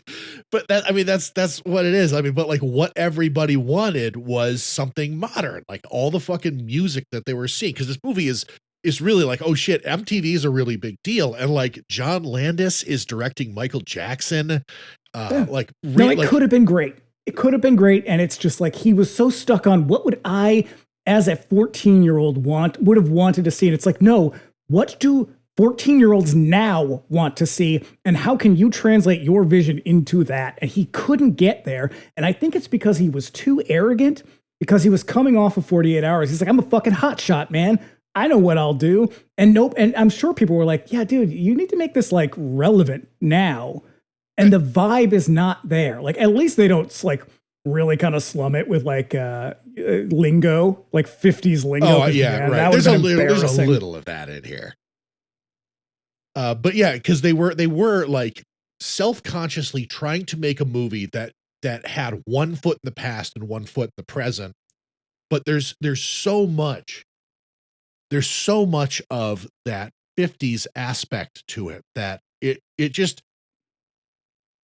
the shit is shoehorned into the movie. Like, modernize it as much as you want with like modern pop music. You still can't get around the fact that they're hitting you over the head with fucking poodle skirts and pompadours. Yeah. You know? When they jam the fucking doo-wop group into this movie, it's like, all right, everybody, calm down. I know, because the fucking song they perform is not even remotely a doo-wop song. It's also the worst song in the movie and arguably the most popular. It was a humongous hit. I definitely remember that song in the summer of 1984. Yeah, for sure. I was singing it all day. It's not a bad song. I was singing the chorus all day. It's the weakest one on the bunch, but I definitely like it as well. And look, I'm going to rag on this movie a lot. I genuinely love this film. Oh, sure. Yeah. I want to put it up front that like, we're going to be critical, but this movie does have a very special place in my heart. Like as long as later as I came around to it, like as soon as I saw it, I was like, there is definitely something special happening here. I have actively sought out the marketing materials for this. I am currently pursuing many more. You bought a international posters on movie. the auction block. Yeah. Yeah, I'm a big fan of this movie. Yeah, it's fucking fantastic. But let's get specific, shall we? Well, it's always darkest before the dawn. Yep. Let us go. So we open on excited crowds heading into the Richmond Theater for the big concert. Well, we also open on some text on the screen. Folks. Oh, sure. Another time. A rock and roll fable. Another time, another place. Which is a thing they ripped off directly from Star Wars. Yep. They were like, we got to do what they did in Star Wars. And they were like, all right, cool. Let's do it. Was a rock and roll this fable. This is there a long time ago at a galaxy far, far away. Yeah. Local girl Ellen Aim is back with her band, The Attackers, for a show in the city. Ellen comes running out from off stage and sings a soaring, urgent Jim Steinman piece called Nowhere Fast, and it fucking rolls. It does. But before that, we see what is a very strange, it's how much of this movie was shot on a lot. Most of it. Okay. I think that of the entire production cycle, I believe they did 10 days in Chicago. And the rest of it was on Universal backlots. And you can tell in this particular moment because all the kids are like flooding in. There's just like hundreds of people flooding in. And I'm like, this feels like a backlot. These streets are too small. Mm-hmm. They're too narrow. And it's like, it is a very odd claustrophobic moment, which is probably good for what they want. Because it is so fucking obvious. There is something about the scale of a backlot that they're 1-to-1 for actual like buildings and shit, but it feels small. Because it is. It's if you think about like when they shot, think about like Rear Window, which is the full length of these are working apartment buildings. They put in plumbing and electricity and everything into those buildings for this movie, and yet the proximity of everything to everything else is so tight. Yeah, and I think that's what weirds me out about this scene. Is like it just looks like a mob of people. It's like when they all come pouring out of the theater in The Blob, and you're like, that's not a real movie theater or a real street.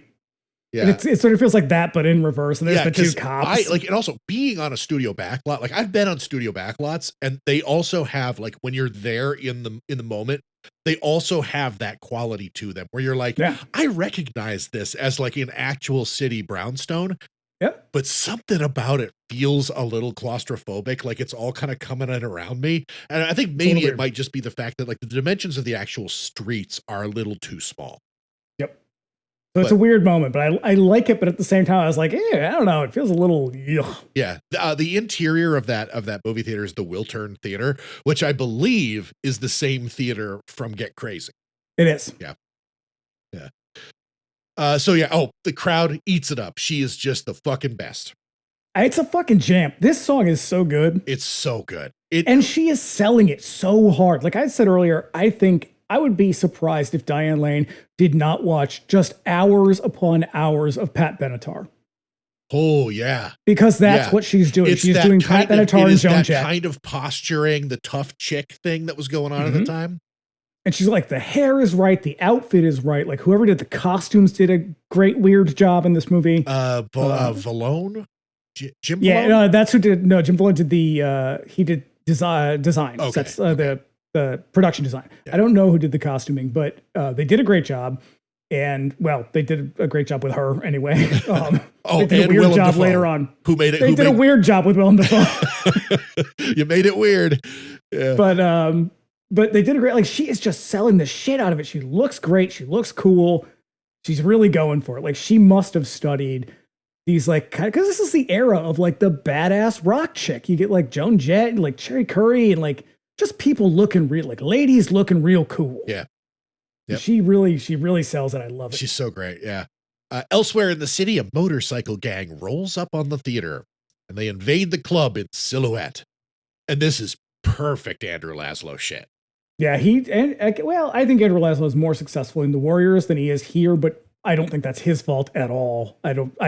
In my opinion, Andrew Laszlo is like unimpeachable. Yeah, yeah. The lights come up on the leader, and when the song ends, he gives the command. His goons rush the stage and kidnap Ellen, beating up her manager, Billy Fish, and the band. And then Bill Paxton rushes the stage to help out, and he gets knocked out by leaving for his trouble. And like that's their plan. This motorcycle gang, their plan is to just rush in and kidnap this lady and make her a sex slave. It is such a stupid fucking plot element, and I love it. I've got a fucking. It's dumb as shit, but like they make it look really cool because it's the very it's the scene, it's the Mambo scene in West Side Story. Oh yeah, it's the shouting. It's like that sort of jerky start stop.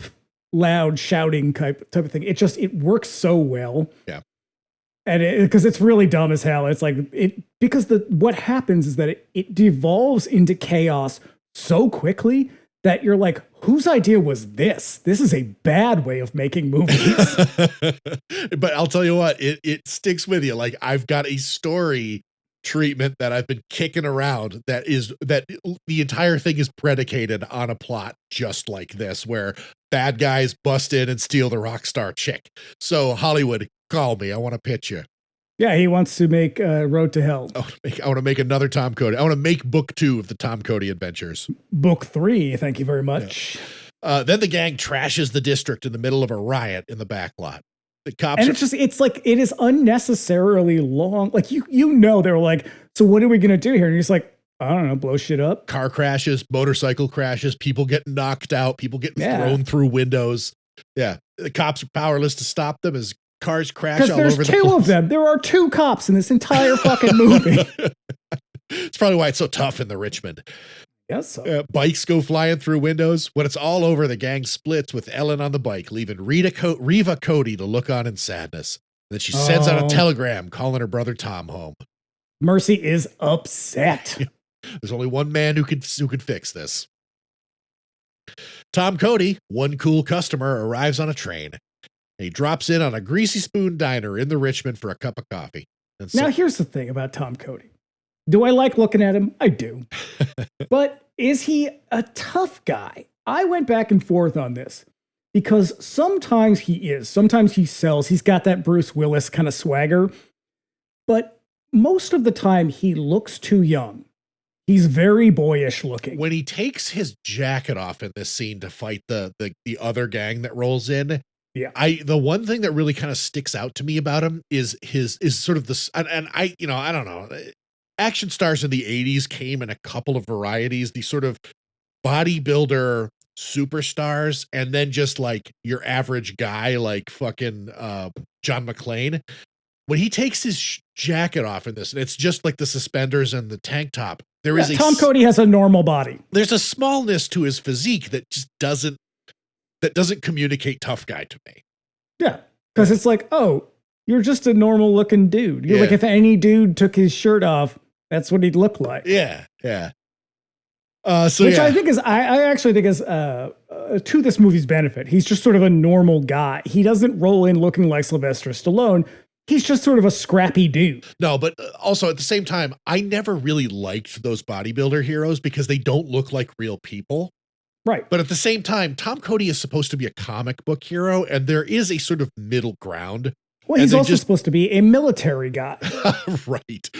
And he doesn't come across as any of these things, and he just looks a little bit too boyish a lot of the time, and it's like, I don't know. Yeah. Like I think Willem Dafoe is very villainous looking, like in his styling, like he's got this kind of weird pompadour, sideways pompadour. Yeah, it's all like swept forward, and there's also his complexion is super pallid. And he's very skeletal in the way that Willem Dafoe is known for. Yeah, he's very villainous looking. And this other dude is like, oh, he looks like a teenager. Yeah, he's got a 5 o'clock shadow.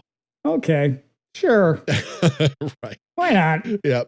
So some leather jacket tough guys arrive in a sweet custom car and immediately drop in on the diner to cause some trouble, interrupting Tom's reunion with his sister. And then, too bad for them, Tom's here to punch them all in the face and throw them through the window. Yeah, but like, look, the Roadmasters show up to like, I don't know, I guess fuck shit up or something. But Tom fucks shit up way more than they did. Yeah, he like throws two dudes through the window. It's like, dude, you just made everything worse. That's going to be an expensive window to replace. Mm-hmm. Yep. So when he's done, he sees them off into the streets and steals their car. And then he and Riva hit the streets together, driving like crazy people, catching the local cops' attention. The two local cops. The two cops in the Richmond. Yep. Riva explains what happened with Ellen, and then we learn through just a little bit of exposition that the gang is the bombers, and their leader is a guy named Raven Shattuck. Weird name. Good name. Good name. Sticks with you. The cops pulled him over, and they know Tom from back in the day when he was a troublemaker around town. Ultimately, they let him go in his stolen car that he was driving recklessly. He calls him juvenile delinquents, and I was like, juvenile delinquents? He's like 30. Yeah. At Riva's place, we learned that Tom used to date Ellen, and they were real close, but they broke up and he left town. She's shacked up with her manager now, the dweeby manager Billy Fish. The Riva wants Tom to go after the bombers and get Ellen back. That's the whole reason. He's a rebel, Dottie. He's a loner. And put a pin in that. Yeah. She's coming up. Right. Coming back. Yep. So he brushes it off and heads out to the bar where he gets the rundown from the bartender, Clyde. The butch little lady next to him at the bar. Well, first Clyde says to him, "Hey, how's your hammer hanging?" And I wrote, "How's your hammer hanging?" With perfect Bill Paxton verve. Like so. I miss Bill Paxton. Oh God, he was a treasure, wasn't he? Too brief a treat, as they say. Yep. So she wants a drink, starts getting mouthy with Clyde, so she punches him in the face and climbs over the bar for a bottle of tequila. It's a real Avengers Assemble moment. Yes, it is. She pours a drink for Tom, inviting him to leave with her because she's a soldier just like him. She's a mechanic and a driver, and then she invites herself to spend the night, but don't get any ideas. He's not her type. Okay, everybody, because you know what her type is? Ladies. And here's what I think happened, because they are going to betray us later. Oh, God, yeah. But I think there was a studio note that came back like, you need to make her less dykey. 100, absolutely. That is why we get that sort of, he cheated on me and he was terrible to me, like later on, like, and it's like, so yeah, sure, he cheated on you. This was either a part that was written for a man, but they cast a woman. It was written originally for Edward James Olmos. And then she came in and read for Riva, but convinced them, she was like, this McCoy character is the one that I want. And then she read for that. They were like, shit, she's great. Rewrite it. Right. And remember how everybody else in this movie is a better actor than Michael Paré? That very, very much includes Amy Madigan. She's overselling it a little bit, I think. I think she's a good actor. What it is everybody has that tough guy cadence. Yeah, they're a caricature. Rhythm. And after a while, it's like, does everybody fucking talk like this in this movie? Yes, they do. And so, yeah, really it just kind of gets lost. It starts to feel a little forced. But she is very clearly a queer-coded character. Yep. And I think one of the things that I appreciate, as much as Walter Hill talked the talk vis-a-vis 80s homophobia, one got the impression very often that he was very inclusive in his casting, or at least in his writing. There's a lot of gayness in The Warriors, which we talked about when we did The Warriors. This is a character where they're like, this is obviously a lesbian, tough chick lesbian, get over it. Yeah, moving forward. Yeah, I definitely get the feeling that he's a conservative guy, but not a Republican conservative. I get the feeling that he's libertarian. He is an old school libertarian, 100%. Yep. I want my gay pot farming neighbors to be able to get married, like that kind of guy. Yeah, except he doesn't really care. He just wants his shit the way he wants his shit, because that's what libertarianism is. Yeah, and occasionally say some slurs. Yeah. Free speech, That's what it's all about, baby. But yeah, like she is that, and that's why it comes as such like a brutal punch in the stomach when you're like, oh, come on, man. I know. I wish that they didn't do that. It is what it is, and it's a beautiful thing in a movie made in 1984. Yeah, because because this is a thing that happens around like throughout the 80s. There are a lot of characters where they give you the tomboy. Mm-hmm. The tomboy is just a proper way of saying she's a lesbian. Yeah. And yeah, it gets abused. But in this, they're sort of like, we're not even going to bother with this tomboy bullshit. Like, she is obviously a lady who's real comfortable with men. Yeah. And in the same way that I don't think that I would sort of regard this movie in the same way if Ellen Aim was played by anybody else. I don't think that this movie would stick with me the same way if McCoy was played by a guy. No, not at all. Because it's charming when it comes from this. Well, I think this particular character, because Amy Madigan is not, I guess, conventionally beautiful. She's an attractive woman, but she's like got a cuteness about her. Yeah, but she's not Diane Lane. No, she's and so she comes across as real scrappy and it's kind of scruffy and like she sells the shit out of it. And it's like if you took that and gave like, especially Edward James Olmos, who would have been very serious because he's not right, because he would have been coming off of Blade Runner, and that's all I would have been able to see is his character from Blade Runner. 80. That's 80. I believe Blade Runner is 82. Yeah. So yeah, it just would like it wouldn't have worked, and that's what like I think that would have been another like if you minimize the Ellen Ames stuff and you put Edward James almost in that character, like this movie would have been insufferable. Yeah, it would have been just like sausage fest all the way down.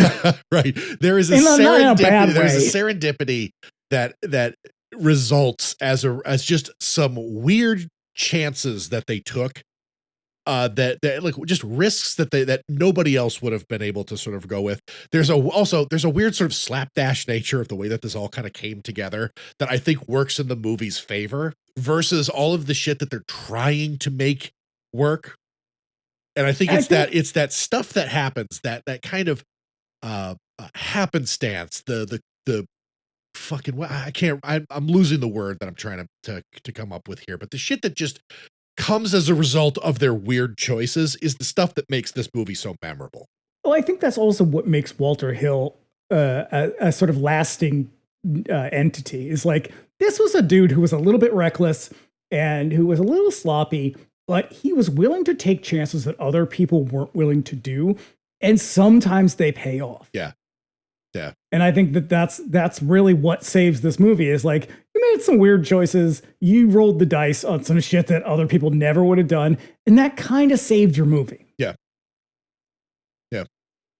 So now before crashing out, Tom looks at an old photo of Ellen, and we flash back to a performance of a track called "Never Be You" by Tom Petty. Also, he looks like a very old picture of Ellen. I was just like, what is this old tiny? Oh yeah, this was the picture he took with him to the war with him when he was in Germany or in France.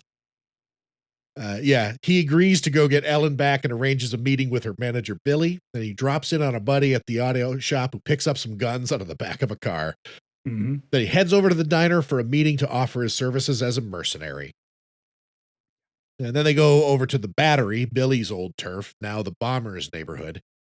Billy has to go with, though, to show them the lay of the land. He's hesitant. Yeah, this is where they try to, like, this movie would have us believe that super hot, kick-ass Diane Lane is in a romantic relationship with Rick Moranis. Yeah.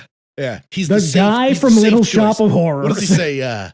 He does things for me, you know? He gets things done. It's like, I guess. Okay, fine. So say that. Ask Mariah Carey how that works out at the end. You end up chained to a radiator in someone's. No, you end up walking the Stairmaster in your high heels. Oh man, best moment of my life. McCoy also insists on coming along as the driver and backup, so everybody's competing on screen who can out-talk the toughest, even Rick Moranis. Yeah, and it does not work. It does not sound natural coming out of his mouth. No, because all I keep thinking is like, oh man, remember when your wife died and you were like, I got to stop being an actor. This is way more important. Everyone's like, God bless you, Rick Moranis. You are better than all of us. Right. Go with God, sir. Mm-hmm. We'll hold it down for you. And we didn't. We failed him. Billy takes them over to Torchy's, which is a shithouse bar in the middle of the Battery. A real also rundown. the bar from 48 Hours. Bar right? from 48 Hours. Also in, I think it's a device that Walter Hill uses a lot. I believe it's also in Brewster's Millions. Ugh. Boo, that movie sucks. So yeah, as they hide out and wait, the bombers arrive on the scene, a huge parade of motorcycles. Now, inside Torchy's, we're treated to a performance by the Blasters, playing a song called One Bad Stud. Gene Taylor. Gene Taylor is his name. That is the piano player. Okay. Hey. So, as a lady dances for the excited crowd. Okay, here's the thing. This is Jennifer Beals' stunt dancer from Flashdance. Yeah. I'm going to say right now, this woman's body is fucking insane. That's like a 12-pack. She is lean as fuck, single digit body fat percentage easily. I was like, oh my God, I don't even know. She is nothing but muscle, but also she very, very clearly does not know how to dance to this kind of music. She's doing her best, goddammit. Yeah, definitely no choreography involved in this one. She's just making it up as she goes. She's up there doing her thing and it's fine, but like it is not like this is.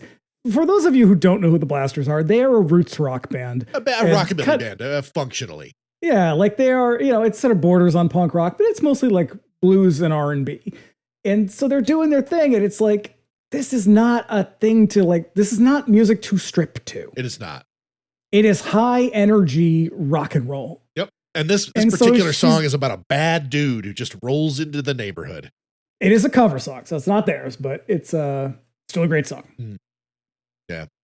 But yeah, it's pretty awkward because she's trying to sort of like shimmy and I don't know. Yeah, she's got say a leather top, leather skirt, and like this like neck to toe like fishnet thing going on. And of course, all the shit comes off.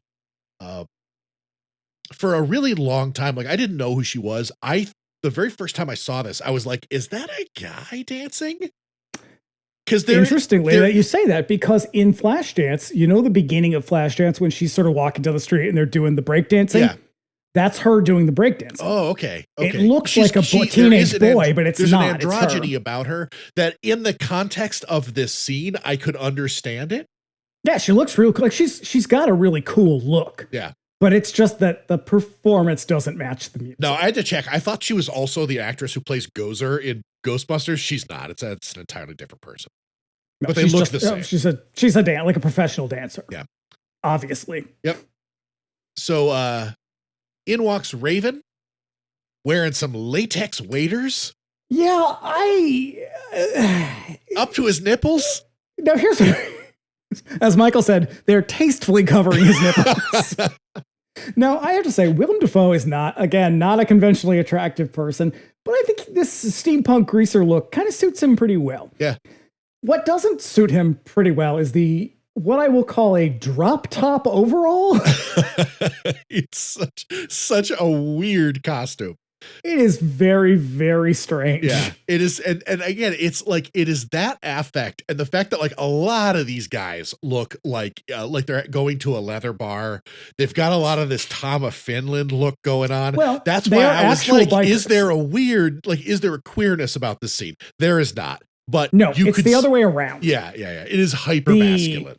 I believe the bikers are all members of, they're two different. A couple of LA motorcycle clubs. Motorcycle clubs. Yeah, the thing about that is that was the point of. Well, so what Tom of Finland, what he started doing was he was co-opting a Nazi aesthetic because he was like because he lived through the war. It was his way of sort of being like of subverting the authoritarian image, and that's why he did that. But like motorcycle clubs, they came about in the 60s, but gay motorcycle clubs came about in the 60s. That's where the leather scene comes from. Yeah. And it was a way of queering this very, very masculine thing. And it's kind of hilarious that now our minds automatically be like, that shit looks real gay. And it's like, hey, you know what that means? That means they were successful. Right. It's like, looking at pictures of Rob Halford in the 80s and going like, wait a second. I mean, even Rob Halford was like, I'll look at pictures of myself in the 80s and be like, how could you guys not know? Yeah. Oh boy. So yeah, they check in on Ellen, who's tied to the bed. He tries to kiss Don't like her. that. Yeah. Oh, yeah. But he tries to kiss her, lays down the plan. She just has to be his girlfriend for a couple of weeks, and then they'll let her go. My note actually is, don't be rapey, Defoe. He's the bad guy. He's gonna give it to you. It's hard to tell if he's the bad guy. I know. I mean, he's a bad guy. He did just raid her concert and steal her literally off the stage. That's true. Yeah. So yeah, when the bombers are distracted by the sexy dancing lady, Tom and his crew sneak up on the rooftops. A wild Ed Begley Jr. emerges from the shadows. Why? Who knows? Who the fuck knows? I have this no scene clue. Does not. He could not be in this movie at all. It would not change a thing.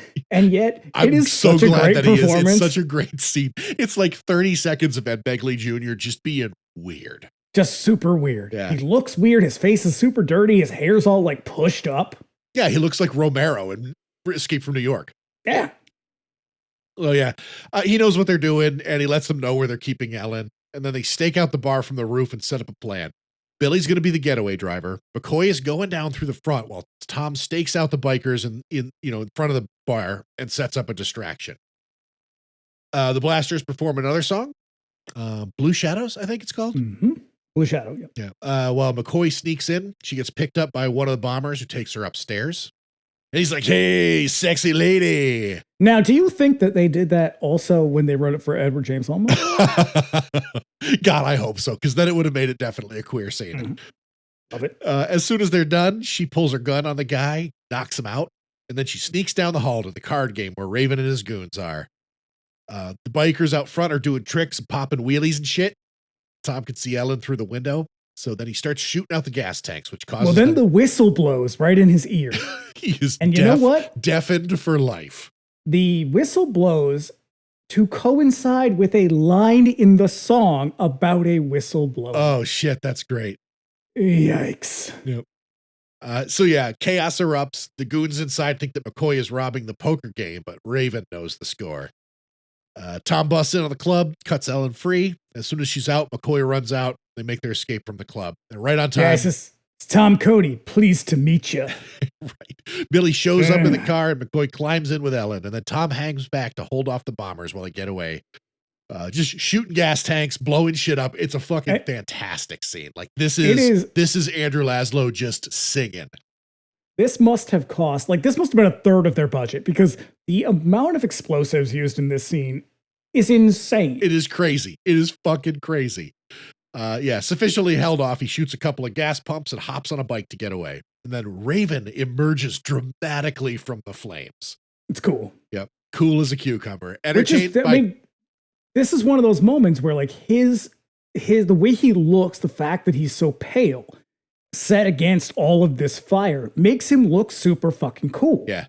It's so great. But this is also where you've got Michael Pare acting next to Willem Dafoe, who's acting the shit out of this, Diane Lane, who's acting the shit out of this, Amy Madigan, who's doing whatever it is she's doing, and they're all so much better than him. Yeah. And it becomes so apparent in this moment where you're like, these people are super good, even then. This is a moment of good guy, bad guy banter, and it just kind of flops because he just can't keep up. Yeah. And this is one of the moments where I was like, more him, Raven, more of him, please. Mm-hmm. And then we don't get any of him for 30 minutes. He will not be back until the end of the film. And it's so disappointing because from here on out, the movie fucking sags. They could have pressed the fucking gas down, and I don't give a shit because they're going to steal scenes directly from the Warriors coming up. Well, they could have that's the problem. They could have just made this the fucking Warriors again, and I wouldn't have given a shit. If they basically do. That is what happens from here. From here until the end of the movie, it's just the Warriors again. It's Judgment Night. It's a siege movie. But they could, what I'm saying is they could have really put the fucking pedal down. And instead of having them get away, they'd be like, oh shit, we got to ditch this car. And then we go to this other scene, just more of this gang, just chasing them, driving them back to their safety turf. Well, I think that's what I don't remember if it was, I think it was the Sheila Benson review from LA Times. That's essentially what she's saying is like, you had this movie, The Warriors, where like, it's basically the same scene over and over again. What saves that movie is how everybody looks. Yeah. Like you get that each time you introduce new characters, it's like a video game or it's like a comic book where each one looks very different and unique. And it is choreographed in such a way that it's exciting and fun. This is literally the same scene over and over again. Yeah. Ditch the car, get chased, ditch the car, get chased, blow shit up, get chased, ditch the car. Yeah. Yeah. It's there's nothing particularly interesting looking about any of it. It's like, it's literally the same thing over and over again. And it's boring. Yeah. Yeah. That's what happens next. And it is super disappointing. They face off, Tom leaves, and then he catches up with the crew at the meetup as Billy lets slip that they're paying Tom to break Ellen out. And McCoy lets slip that Tom and Ellen used to be a thing and everything's coming up Millhouse. Ooh. But they have to lose the car for some reason. It's not even clear why they need to ditch this car. Like why they can't just drive this stupid car all the way back. Because they will bring the car back 7 more fucking times before the end of the movie. Yeah. So it's like you didn't actually ditch the car. You just put it somewhere temporarily while you stole some black guy's bus. Yep. Coney Island must be 50 to 100 miles from here. Exactly. Yeah. And this is why it's like, come on, man. You had half a movie here. I know. Ellen and Tom break off to argue. And then for some reason we emerge on a neon lit section of the city. We're treated to another Ellen Ames song, a song called Sorcerer by Stevie Nicks. While we catch shots of the crowded streets, making their way through the sexy neon streets, they catch the eye of a young woman who clocks Ellen immediately and tags along with them. And ladies and gentlemen, it is E.G. Daly's second appearance on 99 Cent Rent. That's true. Yeah.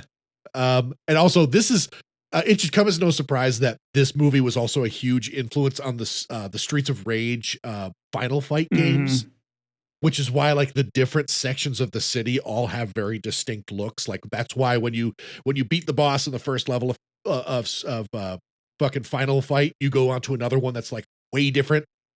You know, it's all neon with a lot of sexy people in it. But they're not different enough. And I think that's part of the problem is like, again, if you go back to the Warriors, they kind of do their best to make parts of New York feel different. Yeah. They don't quite do that in this. Like you understand that in the Warriors, and it's, ordinarily I would not compare movies like this, but this is so clearly a second run at the Warriors. And so it's like, you kind of got to look at them side by side.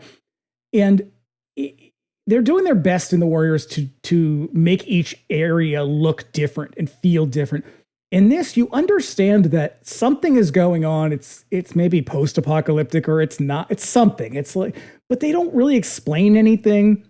They simply present you with this setting and give you and do not contextualize it at all. Right. Like I know we're in Chicago, but I also don't understand why there's like different cops and like there's different sectors. Like it's very much like a video game in that way. Yeah, we're in Forest Hill Zone now.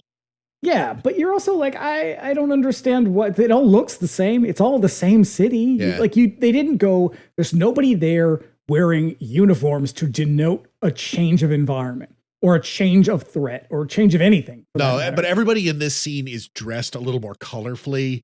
All the signs are neon. All the bars are kind of open right out into the streets and stuff like that. Everybody's wearing like fedoras and shit. It's like 2011. Right. 2008. It's a comic convention in 2006. The worst time for life. Yeah. So this girl's her name is Baby Doll, I guess, and she knows about the attack on the Battery and that the cops are all looking for them. So she's just, and no matter what she's in, she's just E.G. Daly. And I feel I am sorry for that, but that is the way it's going to be. So Tom stops a bus driving through and forces his way on. That's a tour bus for a doo-wop group called the Sorrels.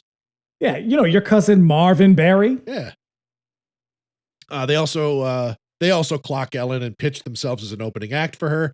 And then for some kind of tension, I guess, they get a flat tire and have to hang. For anything to happen. It's weird. It is weird. This is so much wasted fucking time here. It is a contrivance to get from one scene to another. Yeah. There is a huge lag because they didn't know they had up until they leave the bombers area, and then they had the end of the movie. They didn't have anything in between. They were like, just, write some bullshit. Right. So all of this stuff feels like a contrivance to get from one scene to another. We do get our Robert Townsend cameo. This is true. Early role for him.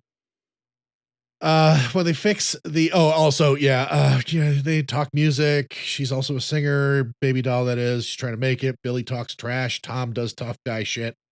When the tire's fixed, they continue on, and the Sorrells sing a pretty good doo-wop song called Countdown to Love, to everyone's delight and surprise. And then they run into a police blockade.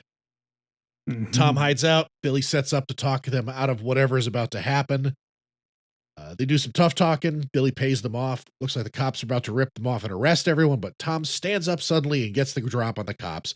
And then they get off and they shoot up their equipment so they can't chase them. Then they bust out. And the streets are literally on fire. Yeah, these cars blow up if you just think about it. You just look at them all nasty and shit. Ways up the road, the crew dumps the bus and hits the road on foot again for some reason.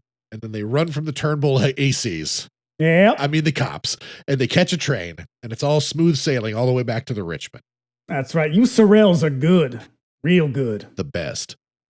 The neighborhood's all abuzz over Tom rescuing Ellen. They go to the police station. Ellen turns her back on the neighborhood and Tom saying she hates him for taking money to come and get her. And my note is, I mean, look, Ellen, he did rescue you. You don't have to be such a bitch about it.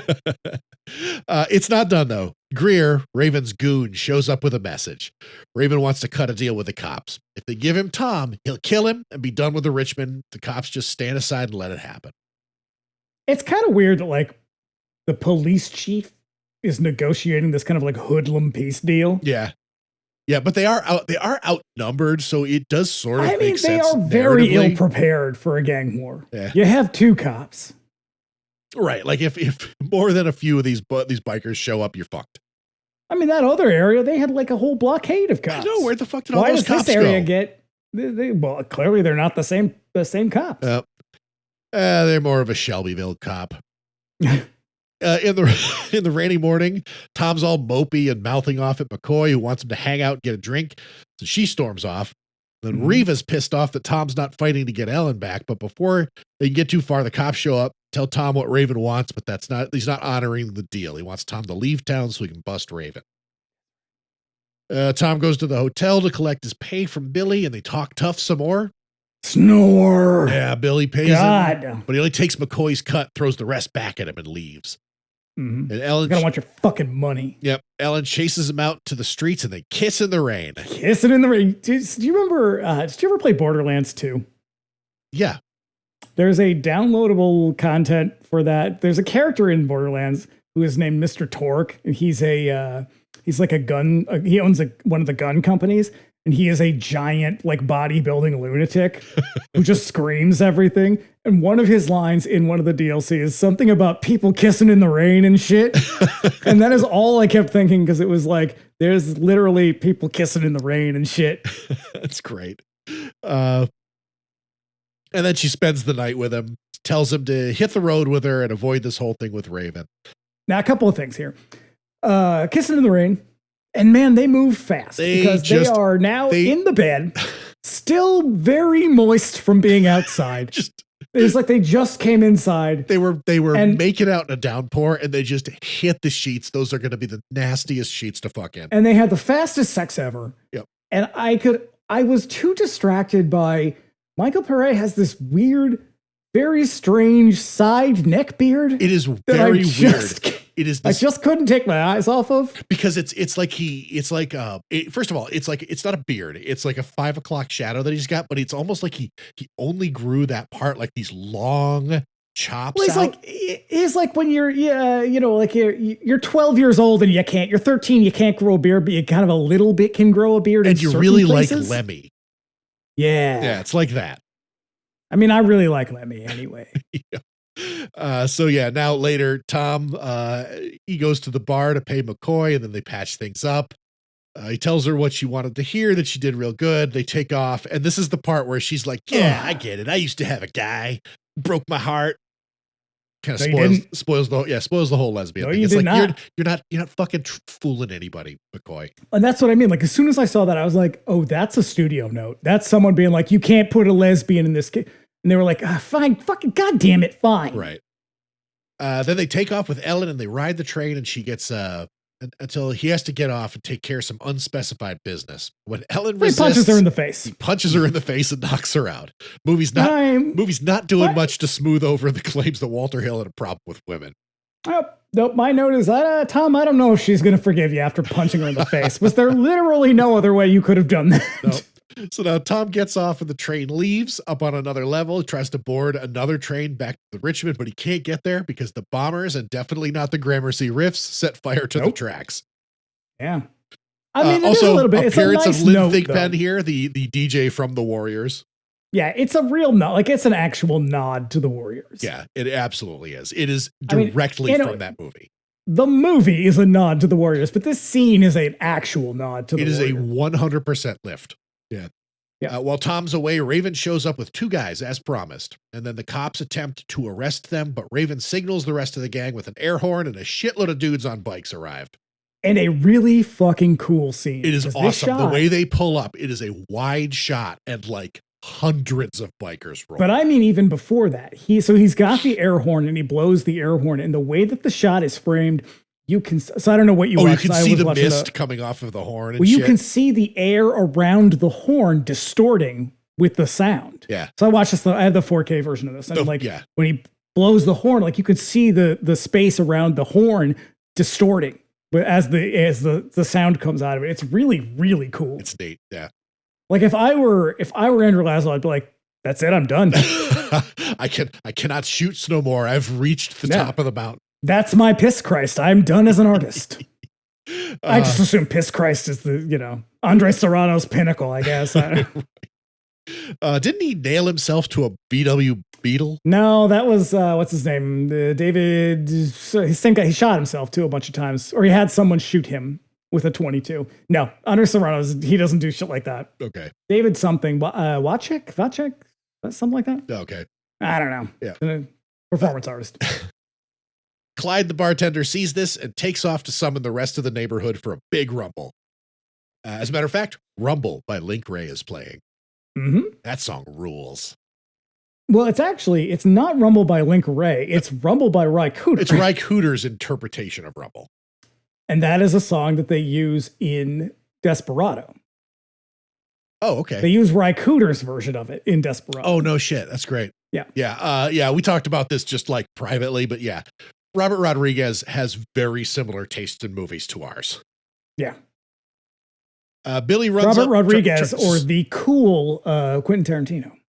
Yeah. Billy runs up, tries to talk smack, but gets knocked out by Greer. A scene that I absolutely love. Thankfully, here comes Tom Cody in the car that he stole at the beginning of the movie. And then the one that he got rid of. Dumped somewhere out in the battery. The big showdown is on. Raven produces 2 sledgehammers for Tom and him to fight with as the rest of the Richmond shows up for the fight. Yeah, and then mining hammers. They're going to fight each other with mining hammers. Right. Raven and Tom have the big final boss fight in the streets with the hammers. It's okay. It is Warner Brothers cartoon-esque. Yeah. Oddly, the sound of the crowd in this part is removed, so it's just them grunting and smashing the hammers together. It's an odd moment. This entire scene feels like it's missing 3 things. Okay, that is because there is a reason for that. They fight until Tom disarms Raven, and then they have a big fist fight. The sound of the crowd is this restored. movie had a different ending. Yeah, so Tom whips Raven's ass until he's able to just push him over and knocked out. So when the movie was finally submitted to the MPAA, it easily earned an R rating, and Walter Hill didn't care because all of his movies had R ratings. But Universal was shooting for a summer blockbuster movie hit and needed a PG rating. And some of the dialogue had to be cut to knock out instances of the word fuck. And the scene at Torchy's with the blasters had to be trimmed since the dancer pulls her top off.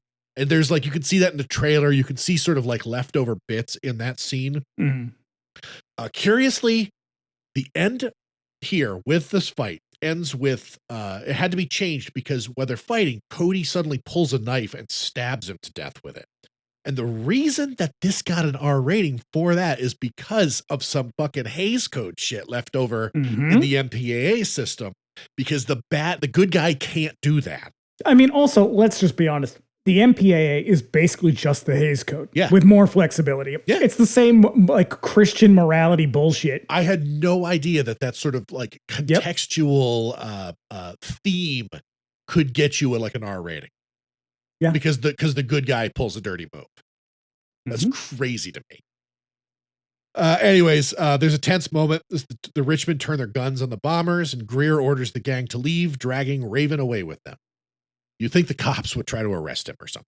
It's a real weak moment. It is. It lands the entire ending of this movie is a little limp. Because the thing about Tom Cody that we are being sold throughout this entire movie is he's kind of a mercenary. Like, he's an asshole. Yeah. And for him to do that is in keeping with that character. It's kind of like when you watch The Warriors, you're like, I want to like these characters, but half of them are rapists. This is true. Like, they're charming rapists, sure, but they're still rapists and I don't like them. Like, they are still selling us juvenile delinquent. Yeah.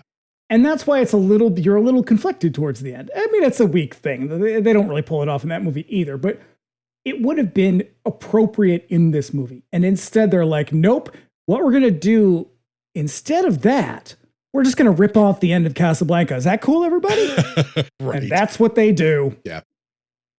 So with the violence resolved, we head to the Richmond Theater for a performance of I Can Dream About You, performed by the Sorrells. If I can't hold you tonight. I didn't promise to sing. Walks, I can't see under my feet. Yeah, I have such weird memories of this song because this was the summer that Mom was like dumping me off at the fucking Parks and Rec department for just to give me something to do, so I wasn't just sitting in front of the TV playing Atari all summer long. And this song was on fucking repeat while I was there with a bunch of kids with a bunch of kids like kids from other schools in the town that I didn't know. Did you do the song?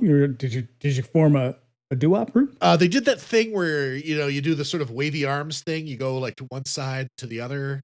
They're holding hands. So it's like a chain of people doing the wavy arm thing. That's the whitest thing I've ever heard. Yeah.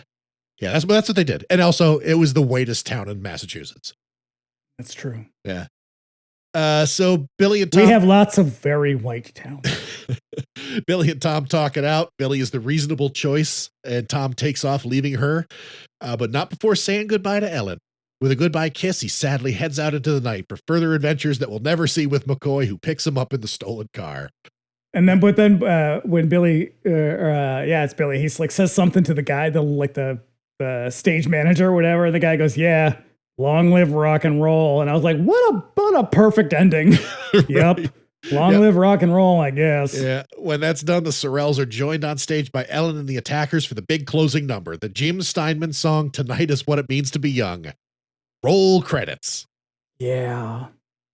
And it's a pretty anemic ending. Yeah. It feels very anticlimactic. Like, this movie is very heavily front loaded with action and just fails. It just kind of carries the ball across the finish line instead of like a big fucking Hail Mary kind of ending. Like, this movie needed a smashing, like loud, bombastic, but like the entire Richmond should have engaged in a huge fucking rumble instead of it just being one. I mean, we should have gotten the end of The Outsiders, but on a larger scale.